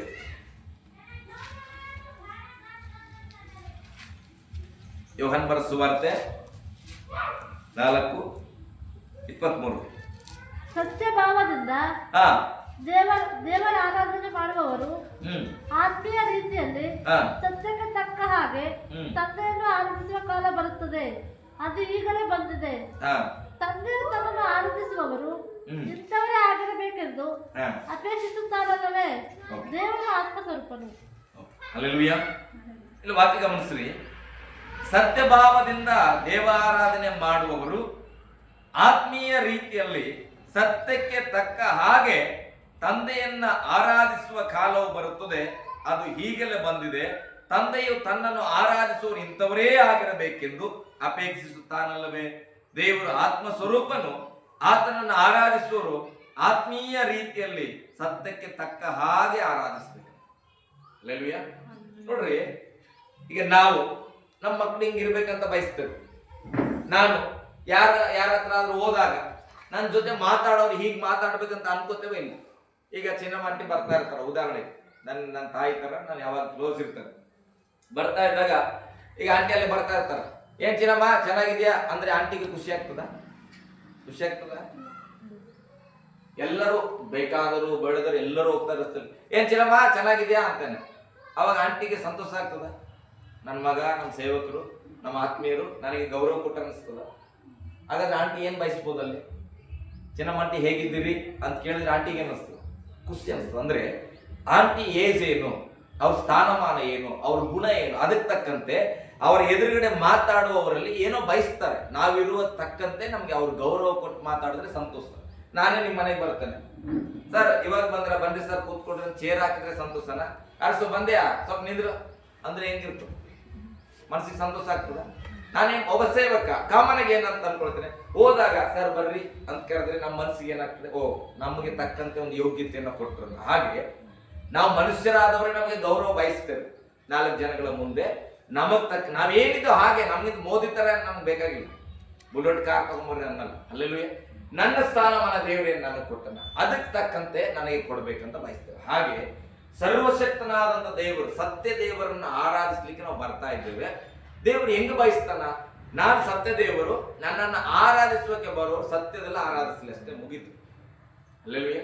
ಆ ಆರಾಧನೆ ಸುಳ್ಳಿನ ಆರಾಧನೆ ಆಗಿರ್ಬಾರ್ದು. ಯಾರೋ ನೋಡ್ಲಿ ಅಂತ, ಅಥವಾ ಅವ್ರು ನೋಡ್ತಾ ಇದಾರೆ ಹಾಡ್ಲಿಲ್ಲ ಅಂತ ಅನ್ಕೊಳ್ತಾರಂತ, ಅಯ್ಯೋ ಅವ್ರ ಚಪ್ಪಾಳೆ ಬಡದಿಲ್ಲ ಅಂದ್ರೆ ಪಾಸ್ಟರ್ ಬೈತಾರ ಅಂತ. ಹಾಗಲ್ಲ. ನಿನ್ನ ದೇವರು ನಿಜವಾಗಿ ಸತ್ಯವಾದ ದೇವರು, ಆತನನ್ನು ಆರಾಧಿಸುವ ನೀನು ಸತ್ಯವಾಗಿ ಆರಾಧನೆ ಮಾಡು. ಅಲ್ಲೆಲೂಯಾ. ಹಲ್ಲೆಲೂಯಾ. ಆತನ ಆತ್ಮ ಸ್ವರೂಪಿ ಅದಕ್ಕಾಗಿ ನೀನು ಆತನ ಆರಾಧಿಸ್ಬೇಕಂದ್ರೆ ಆತ್ಮದಿಂದ ಆರಾಧಿಸ್ಬೇಕು. ಬರೀ ಬಾಯಿಂದ ಆರಾಧಿಸಿದ್ರೆ ಆತನ ಬಾಯಿ ಮಾತಿನ ಮನುಷ್ಯನಲ್ಲ. ಹಲ್ಲೆಲೂಯಾ, ಗಟ್ಟಿಯಾಗಿ ಹಲ್ಲೆಲೂಯಾ. ಅಂದ್ರೆ ಆ ರಕ್ತದಲ್ಲಿ ಬಂದಂತ ನಮಗಿದೆಲ್ಲವೂ ಗೊತ್ತಿರಬೇಕು. ದೇವರನ್ನ ಆರಾಧಿಸುವಾಗ ನನ್ನ ಮನಸ್ಸಾಕ್ಷಿ ಹೇಳಬೇಕು, ನೀನು ಆತ್ಮದಲ್ಲಿ ಆರಾಧಿಸ್ತಾ ಇದ್ದೀವಿ, ಸ್ತೋತ್ರ ಅನ್ಬೇಕು. ನನ್ನ ಮನಸ್ಸು, ಬೇರೆಯವ್ರು ಬೇಡ. ಅವ್ರು ಯಾವಾಗ ಆತ್ಮದಲ್ಲಿ ಆರಾಧಿಸ್ತಾರೆ, ಬೇರೆಯವ್ರು ಹೇಳೋದೇ ಬೇಡ. ಆದ್ರೆ ನಿನ್ನ ಆ ಮನಸ್ಸಾಕ್ಷಿ ಏನಂತ ಹೇಳ್ಬೇಕು, ನೀನು ದೇವರನ್ನ ಆತ್ಮದಲ್ಲಿ ಆರಾಧಿಸುತ್ತಾ ಇದ್ದಿ. Hallelujah, hallelujah. ಮತ್ತೆ 1 ಕೊರಿಂಥ 5:8 ಓದ್ರಿ, ಸ್ವಲ್ಪ ಬೇಗ ಓದ್ರಿ. 1 ಕೊರಿಂಥ 5:8 ವಚನ. ಆದ ಕಾರಣ ನಾವು ಹಳೆ ಹುಳಿಯನ್ನು ಅಂದರೆ, ನೋಡ್ರಿ, ಆದ ಕಾರಣ ನಾವು ಹಳೆ ಹುಳಿಯನ್ನು ಅಂದರೆ ದುರ್ಮಾರ್ಗತ್ವ ದುಷ್ಟತ್ವ ಎಂಬ ಹುಳಿಯನ್ನು ಇಟ್ಟುಕೊಳ್ಳದೆ ಸರಳತೆ ಸತ್ಯತೆ ಎಂಬ ಹುಳಿ ಇಲ್ಲದ ರೊಟ್ಟಿಯನ್ನೇ ತೆಗೆದುಕೊಂಡು ಹಬ್ಬವನ್ನು ಆಚರಿಸೋಣ. Hallelujah, hallelujah. ಗಟ್ಟಿಯಾಗಿ ಹಲ್ಲೆಲೂಯಾ. ನೋಡ್ರಿ, ನಾವು ದೇವರ ಮುಂದೆ ಬರುವಾಗ ಹುಳಿ ಇಲ್ಲದ ರೊಟ್ಟಿ ಆವತ್ತಿನ ದಿನಗಳಲ್ಲಿ ಅಲ್ಲ, ಹಳೆ ಒಡಂಬಡಿಕೆಯನ್ನು ನೋಡುವಾಗ, ಪಸ್ಕ ಹಬ್ಬಗಳನ್ನೆಲ್ಲ ಮಾಡುವಾಗ ಏನ್ ಮಾಡಬೇಕು, ಶುದ್ಧಕರವಾದ ರೊಟ್ಟಿಯನ್ನು ತಗೊಂಡು ಬರ್ಬೇಕು. ಹಾಗೆ ಇವತ್ತು ನಾವು ಹಳೆ ಹುಳಿಯನ್ನ, ಅಂದರೆ ನಮ್ಮ ಹಳೆಯ ಜೀವಿತ, ಹಳೆಯ ಸ್ವಭಾವ, ಹಳೆಯ ಆಲೋಚನೆಗಳು, ಹಳೆಯ ಆರಾಧನೆಯ ರೀತಿ, ಹಳೆಯ ಪ್ರಾರ್ಥನೆಯ ರೀತಿ, ಅದೆಲ್ಲವನ್ನ ತೆಗೆದುಹಾಕಿ ಬೈಬಲ್ ಹೇಳ್ತದೆ, ದುರ್ಮಾರ್ಗತ್ವ ದುಷ್ಟತ್ವ ಎಂಬ ಹುಳಿಯನ್ನ ಇಟ್ಟುಕೊಳ್ಳದೆ ಸರಳತೆ ಮತ್ತು ಸತ್ಯತೆ ಅಂತ. ನಾವೇನೋ ಒಂದು ದೊಡ್ಡ ಇದಲ್ಲ, ದೇವರನ್ನ ಆರಾಧನೆ ಮಾಡಿ ಸರಳವಾಗಿ ಆರಾಧನೆ ಮಾಡಬೇಕು. ಹಲ್ಲೆಲೂಯಾ. ಏನೋ ಒಂದು ಹಿಂಗೆ ನಿಂದಿರ್ಬೇಕು, ಹಿಂಗೆ ಚಪ್ಪಳ, ಅದೆಲ್ಲ ಇಲ್ಲ. ಪ್ರಿಯರೇ, ದೇವರು ಏನ್ ಬಯಸ್ತಾರೆ, ಸರಳವಾಗಿ, ಬಹಳ ಸಿಂಪಲ್ ಆಗಿ, ದೇವರೇ ನಾನು ನಿನ್ ಮಗಳಪ್ಪ, ನಾನು ಹೆಂಗು ಕೊಟ್ಟಿಯೋ ಹಂಗೆ ನಾನು ಆರಾಧನೆ ಮಾಡಿ. ಹಲ್ಲೆಲೂಯಾ. ಸತ್ಯವಾದ ಸರಳತೆಯಲ್ಲಿ, ಸತ್ಯತೆಯಲ್ಲಿ ಏನ್ ಮಾಡ್ಬೇಕಂತ, ಹಬ್ಬವನ್ನು ಆಚರಿಸೋಣ. ರೊಟ್ಟಿಯನ್ನ ತೆಗೆದುಕೊಂಡು ಬಂದು ಹಬ್ಬವನ್ನ ಆಚರಿಸೋಣ. ಹಲ್ಲೆಲೂಯಾ. ಆ ರೀತಿಯಾಗಿ ನಾವು ಬರ್ಬೇಕು ದೇವರ ಬಳಿಯಲ್ಲಿ. ಹಳೆಯ ದುರ್ಮಾರ್ಗತನ, ಕೆಟ್ಟ ಸ್ವಭಾವಗಳಿಲ್ಲದೆ ಸರಳವಾಗಿ ದೇವರ ಮುಂದೆ, ಸರಳವಾಗಿ, ಬಹಳ ಸಿಂಪಲ್ ಆಗಿ ಅಂತಾರೆ. ನೀವು ಒಳ್ಳೆ ಸೀರೆ ಉಟ್ಕೊಡ್ರಿ, ಬಂಗಾರ ಹಾಕೊಡ್ರಿ, ಅದೆಲ್ಲ ನಾನು ಹೇಳ್ತಾ ಇಲ್ಲ. ಆದ್ರೆ ನಿಮ್ಮ ಮನಸ್ಸು ಸರಳವಾಗಿರ್ಬೇಕು. ನಾನೇ ಚಂದನ್ ಸೀರೆ ಉಟ್ಕೊಂಡಿದ್ದೆ, ಆಕಿ ಏನ್ ಮಾಡ್ತಾಳ ಅಂತೇಳಿ ಗರ್ಭದಲ್ಲಿ ನಿಂತ್ಕೊಳ್ಳೋದು. ಹಲ್ಲೆಲೂಯಾ. ನಾನೇ ಹಿಂಗ್ ಮಾಡ್ಕೊಂಡು ಸೂಟ್ ಮಾಡ್ಕೊಂಡು ಬಂದಿದ್ದೇನೆ ಅಂತೇಳಿ ಜೇಬಿಂದ ಕೈ ತೆಗಿಯಂಗೇ ಇಲ್ಲ. ಹಲ್ಲೆಲೂಯಾ. ಹಿಂಗೆ ನಿಂತು ಆರಾಧನೆ ಮಾಡೋದು, ಎಲ್ಲ ಆರಾಧನೆ ಮಾಡಲಿ, ನಾನು ಹಿಂಗೆ ನೋಡ್ತಾ ಇರೋದು ಆ ಕಡೆ ಈ ಕಡೆ, ಇದೆಲ್ಲ ಸರಳತೆ. ಅವ್ರು ಯಾರು ಮಾಡ್ತಾರೆ ಬಿಡ್ತಾರೋ, ನಾನು ಚಿನ್ನ ಸೂಟ್ ಹಾಕೊಂಡು ಬಂದಿದ್ರು ಕೂಡ ದೇವರ ಮುಂದೆ ಬಂದಾಗ ತಗ್ಗಿಸಲ್ಪಟ್ಟು ಸರಳತೆ ಆರಾಧನೆಯನ್ನ ನಾವು ಮಾಡಬೇಕು. ಅದನ್ನ ದೇವರು ಬಯಸ್ತದನ್ನ ಪ್ರಿಯರೇ. ದೇವರು ಎಂತ ಆರಾಧನೆ ಬಯಸ್ತದನ್ನ, ಸರಳವಾಗಿ ಸತ್ಯತೆ ಆರಾಧನೆಯನ್ನ ಆತನು ಬಯಸುವನಾಗಿದ್ದಾನೆ. ಹಲ್ಲೆಲೂಯಾ. ವಚನ ಇಬ್ರಿಯದವರಿಗೆ ಬರೆದ ಪತ್ರಿಕೆಯಲ್ಲಿ 9ನೇ ಅಧ್ಯಾಯ 13-14. ಇಬ್ರಿಯ 9:14. ಹೋತ ಹೋರಿಗಳ ರಕ್ತವು, ಪ್ರೋಕ್ಷಣೆ ಬಗ್ಗೆ ನಾವು ಹೇಳಿದೇವಲ್ಲ, ಯೇಸುವಿನ ರಕ್ತ ನಮಗೆ ಏನ್ ಮಾಡ್ತದೆ, ಪ್ರೋಕ್ಷಣೆ ಮಾಡ್ತದೆ. ಓದಿ. ಹೋತ ಹೋರಿಗಳ ರಕ್ತವು ಹೊಲೆ ಆದವರ ಮೇಲೆ ಚೆಲ್ಲುವ ಕಡಸಿನ ಬೂದಿಯು ಶರೀರದ ಹೋಲೆಯನ್ನು ಹೋಗಲಾಡಿಸಿ ಪವಿತ್ರ ಮಾಡುವುದಾದರೆ. ನೋಡ್ರಿ, ವಾಕ್ಯ ಹೇಳ್ತದೆ, ಹಳೆ ಒಡಂಬಡಿಕೆಯಲ್ಲಿ ಹೆಂಗಿತ್ತು ಗೊತ್ತಾ, ಯಾರಾದ್ರೂ ಪಾಪ ಮಾಡಿದ್ರೆ ಅವರ ಮೇಲೆ ಓತಗಳ ರಕ್ತವನ್ನ ತಗೊಂಡಾಗ ಹಾಕ್ಬೇಕು. ಆ ರಕ್ತ ಏನ್ ಮಾಡ್ತದಂತ ನಂಬಿಕೆ ಇತ್ತಂದ್ರೆ, ಶರೀರದಲ್ಲಿ ಮೇಲಾದಂತ ಎಲ್ಲ ಪಾಪವನ್ನ ತೊಳೆದಾಗ್ತದೆ. ದೇವರ ಸನ್ನಿಧಿ ಬರ್ಬೇಕಂದ್ರೆ 3 ದಿನ ಪ್ರತಿಯೊಬ್ಬರು ಸ್ನಾನ ಮಾಡ್ಕೊಳ್ಬೇಕು, ಬಟ್ಟೆ ಒಕ್ಕೊಳ್ಬೇಕು, ಮೈಲಿಗೆ ಬಟ್ಟೆಯನ್ನ ಮುಟ್ಟಂಗಿಲ್ಲ, ಗಂಡ ಹೆಂಡತಿ ಒಂದಾಗಂಗಿಲ್ಲ ದೇವರನ್ನ ಆರಾಧನೆ ಮಾಡ್ಲಿಕ್ಕೆ ಬಂದ್ರೆ. ಹಳೆ ಒಡಂಬಡಿಕೆ ನೋಡುವಾಗ ದೇವರನ್ನ ಆರಾಧಿಸ್ಲಿಕ್ಕೆ, ಯಜ್ಞ ಅರ್ಪಿಸ್ಲಿಕ್ಕೆ ಹೋಗ್ಬೇಕಂದ್ರೆ ಸ್ವಂತ ಗಂಡ ಹೆಂಡತಿ ಆಗಿದ್ರು ಕೂಡ 3 ದಿನಗಳ ಕಾಲ ಅವರು ಕೂಡ್ಲೇಬಾರದು. ಒಬ್ಬರೊಬ್ಬರ ಆ ರೀತಿ ಸ್ವಭಾವದಲ್ಲಿ ಇರಬಾರ್ದು. ಅಷ್ಟು ಪರಿಶುದ್ಧವಾಗಿ ಬಂದು ಆರಾಧನೆ ಮಾಡಬೇಕಿತ್ತು. ಆದ್ರೆ ನಾವು ಮಾಡುವ ಸ್ನಾನ ಅಂದ್ರೆ ನೀರಿನ ಸ್ನಾನ, ಈ ರಕ್ತದ ಸ್ನಾನ ಶರೀರವನ್ನ ಅಷ್ಟು ಗುಣಪಡಿಸುವುದಾದರೆ ಬೈಬಲ್ ಹೇಳ್ತದೆ, ಓತದ ರಕ್ತವು ದೇಹದ ಪಾಪಗಳನ್ನ, ಶಾಪಗಳನ್ನ, ಮಲಿನಗಳನ್ನ ತೊಳೆಯುವುದಾದರೆ ಬೈಬಲ್ ಹೇಳ್ತದೆ, ಶರೀರದ ಒಲೆಯನ್ನು ಹೋಗಲಾಡಿಸಿ ಪವಿತ್ರ ಮಾಡುವುದಾದರೆ. 14ನೇ ವಚನ, ನಿತ್ಯಾತ್ಮನಿಂದ, ನೋಡಿ, ನಿತ್ಯ ಆತ್ಮನಿಂದ ತನ್ನನ್ನು ತಾನೇ ನಿರ್ದೋಷಿಯನ್ನಾಗಿ ದೇವರಿಗೆ ಸಮರ್ಪಿಸಿಕೊಂಡ ಕ್ರಿಸ್ತನ ರಕ್ತವು ಎಷ್ಟೋ ಹೆಚ್ಚಾಗಿ ನಮ್ಮನ್ನ ನಿರ್ಜೀವ ಕರ್ಮಗಳಿಂದ ಬಿಡಿಸಿ ನಾವು ಜೀವವುಳ್ಳ ದೇವರನ್ನು ಆರಾಧಿಸುವವರಾಗುವಂತೆ ನಮ್ಮ ಮನಸ್ಸನ್ನು ಶುದ್ಧೀಕರಿಸುವುದಲ್ಲವೇ. ಹಲ್ಲೆಲೂಯಾ. Hallelujah. ನೋಡ್ರಿ, ಓತಗಳ ರಕ್ತ ಹಾಕ್ಬಿಟ್ರೆ ಮೊದ್ಲು ಓತ ರಕ್ತ, ಮೇಕೆ ರಕ್ತ ಹಿಂಗ್ ಚಿಂಪಿಸ್ಬಿಟ್ರೆ ಹೋಗಪ್ಪ ನೀನ್ ಶುದ್ಧ ಆಗಿದೆ ಅಂತಿದ್ರು. ನಿನ್ ಪಾಪ ಶುದ್ಧ ಆಯ್ತು ಹೋಗು. ಆಯ್ತು, ಅವ್ರ ಒಂದ್ ತಮ್ಮಿಗೆ ನೀರ್ ತಗೊಂಡ್ಬಂದು ಏನಾದ್ರು ಮೈ ಮೇಲೆ ಹಾಕ್ಬಿಟ್ರೆ ಯಾಜಕರು ನೀನ್ ಶುದ್ಧ ಆಗಿ ಹೋಗಂತಿದ್ರು. ಹಾಗಾದ್ರೆ ಆ ಓತದ ರಕ್ತ ನೀರು ನಮ್ಮನ್ನು ಶುದ್ಧ ಮಾಡೋದಾದ್ರೆ ಇದು ಪರಲೋಕದಿಂದ ಇಳಿದು ಬಂದ ಯೇಸುವಿನ ರಕ್ತ. ಹಲ್ಲೆಲೂಯಾ. ಇಲ್ಲಾಂದ್ರೆ ಸತ್ಯವೇದ ಹೇಳ್ತದೆ ಏನಂತ, ನಿತ್ಯ ಆತ್ಮನಿಂದ ಅಲ್ಲ, ನಿತ್ಯ ಆತ್ಮನಿಂದ ತನ್ನನ್ನು ತಾನೇ ನಿರ್ದೋಷಿಯನ್ನಾಗಿ ದೇವರಿಗೆ ಸಮರ್ಪಿಸಿ, ಅಂದ್ರೆ ಯೇಸುವಿನ ರಕ್ತದಿಂದ ದೇವರೇ ನಾನ್ ನಿನ್ನ ಮಗನ ಆಗ್ತಾ ಇದ್ದೇನೆ, ನಾನ್ ನಿನ್ನ ಮಗಳಾಗ್ತಾ ಇದ್ದೇನೆ ಅಂತ ನಮ್ಮನ್ನು ಸಮರ್ಪಿಸಿಕೊಂಡಾಗ ಆ ಯೇಸುವಿನ ರಕ್ತ ನಮ್ಮ ಮನಸ್ಸನ್ನು ಶುದ್ಧೀಕರಿಸುವುದಲ್ಲವೇ? ಪ್ರಶ್ನೆ. ಹಲ್ಲೆಲೂಯಾ. ಶುದ್ಧೀಕರಣ ಮಾಡ್ತದ ಇಲ್ಲ? ಹಾಗಾದ್ರೆ ಯೇಸುವಿನ ರಕ್ತನ ಅನೇಕ ಸರಿ ಕುಡಿಯಕತ್ತೀವಿ, ತಿನ್ನಕತ್ತೀವಿ. ಹಲ್ಲೆಲೂಯಾ. ಪ್ರತಿ ತಿಂಗಳು ತಿಂತೇವೆ, ಕುಡಿತೇವೆ, ವಾಕ್ಯ ಓದ್ತಾ ಇದ್ವಿ. ಹಾಗಾದ್ರೆ ನಮ್ಮ ಮನಸ್ಸು ಇನ್ನೇ ಯಾಕೆ ಶುದ್ಧಾಗಿಲ್ಲ? ಹಲ್ಲೆಲೂಯಾ. ನನ್ನ ಬಗ್ಗೆನೇ ನಿಮ್ಮ ಬಗ್ಗೆ ಅಂತ ಹೇಳ್ತಿಲ್ಲ. ಅನೇಕರು ಗಮನಿಸಿ, ದೇವ್ರು ನಂಬಿದವರು, ದೇವ್ರನ್ನ ಆರಾಧನೆ ಮಾಡೋರು ಮನಸ್ಸು ನೋಡ್ರಿ. ಇವತ್ತು ಕೂಡ ಏನಂತ, ಎಷ್ಟೋ ಜಪ ಮಾಡ್ತಾಳ, ಅಂಗಡ ಕೈಯಾದ ಮನಸ್ಸು. ಕೇಳಿದ್ರೆ ಕೆಲವ್ರ ಬಗ್ಗೆ ಏನ್ ಮಾಡಿದ್ರೇನ್ರಿ, ಅದು ಹೃದಯ ಅಂಗಡ ಕತ್ತಲದಂತೆ ಅಲ್ಲ, ಏನ್ ದಾನ ಧರ್ಮ ಮಾಡಿದ್ರೇನು ಅವ್ರ ಹೃದಯ ಏನಾಗಿದೆ, ಕತ್ತಲಾಗದಂತೆ. ಹಾಗಾದ್ರೆ ನಿಜವಾಗಿ ದೇವರ ರಕ್ತವನ್ನು ಅವರು ಹಿಡ್ಕೊಂಡಿದ್ರೆ, ನಂಬಿದ್ರೆ ಅವ್ರ ಮನಸ್ಸು ಆಗಲೇ ಶುದ್ಧೀಕರಣ ಆಗ್ತದೆ.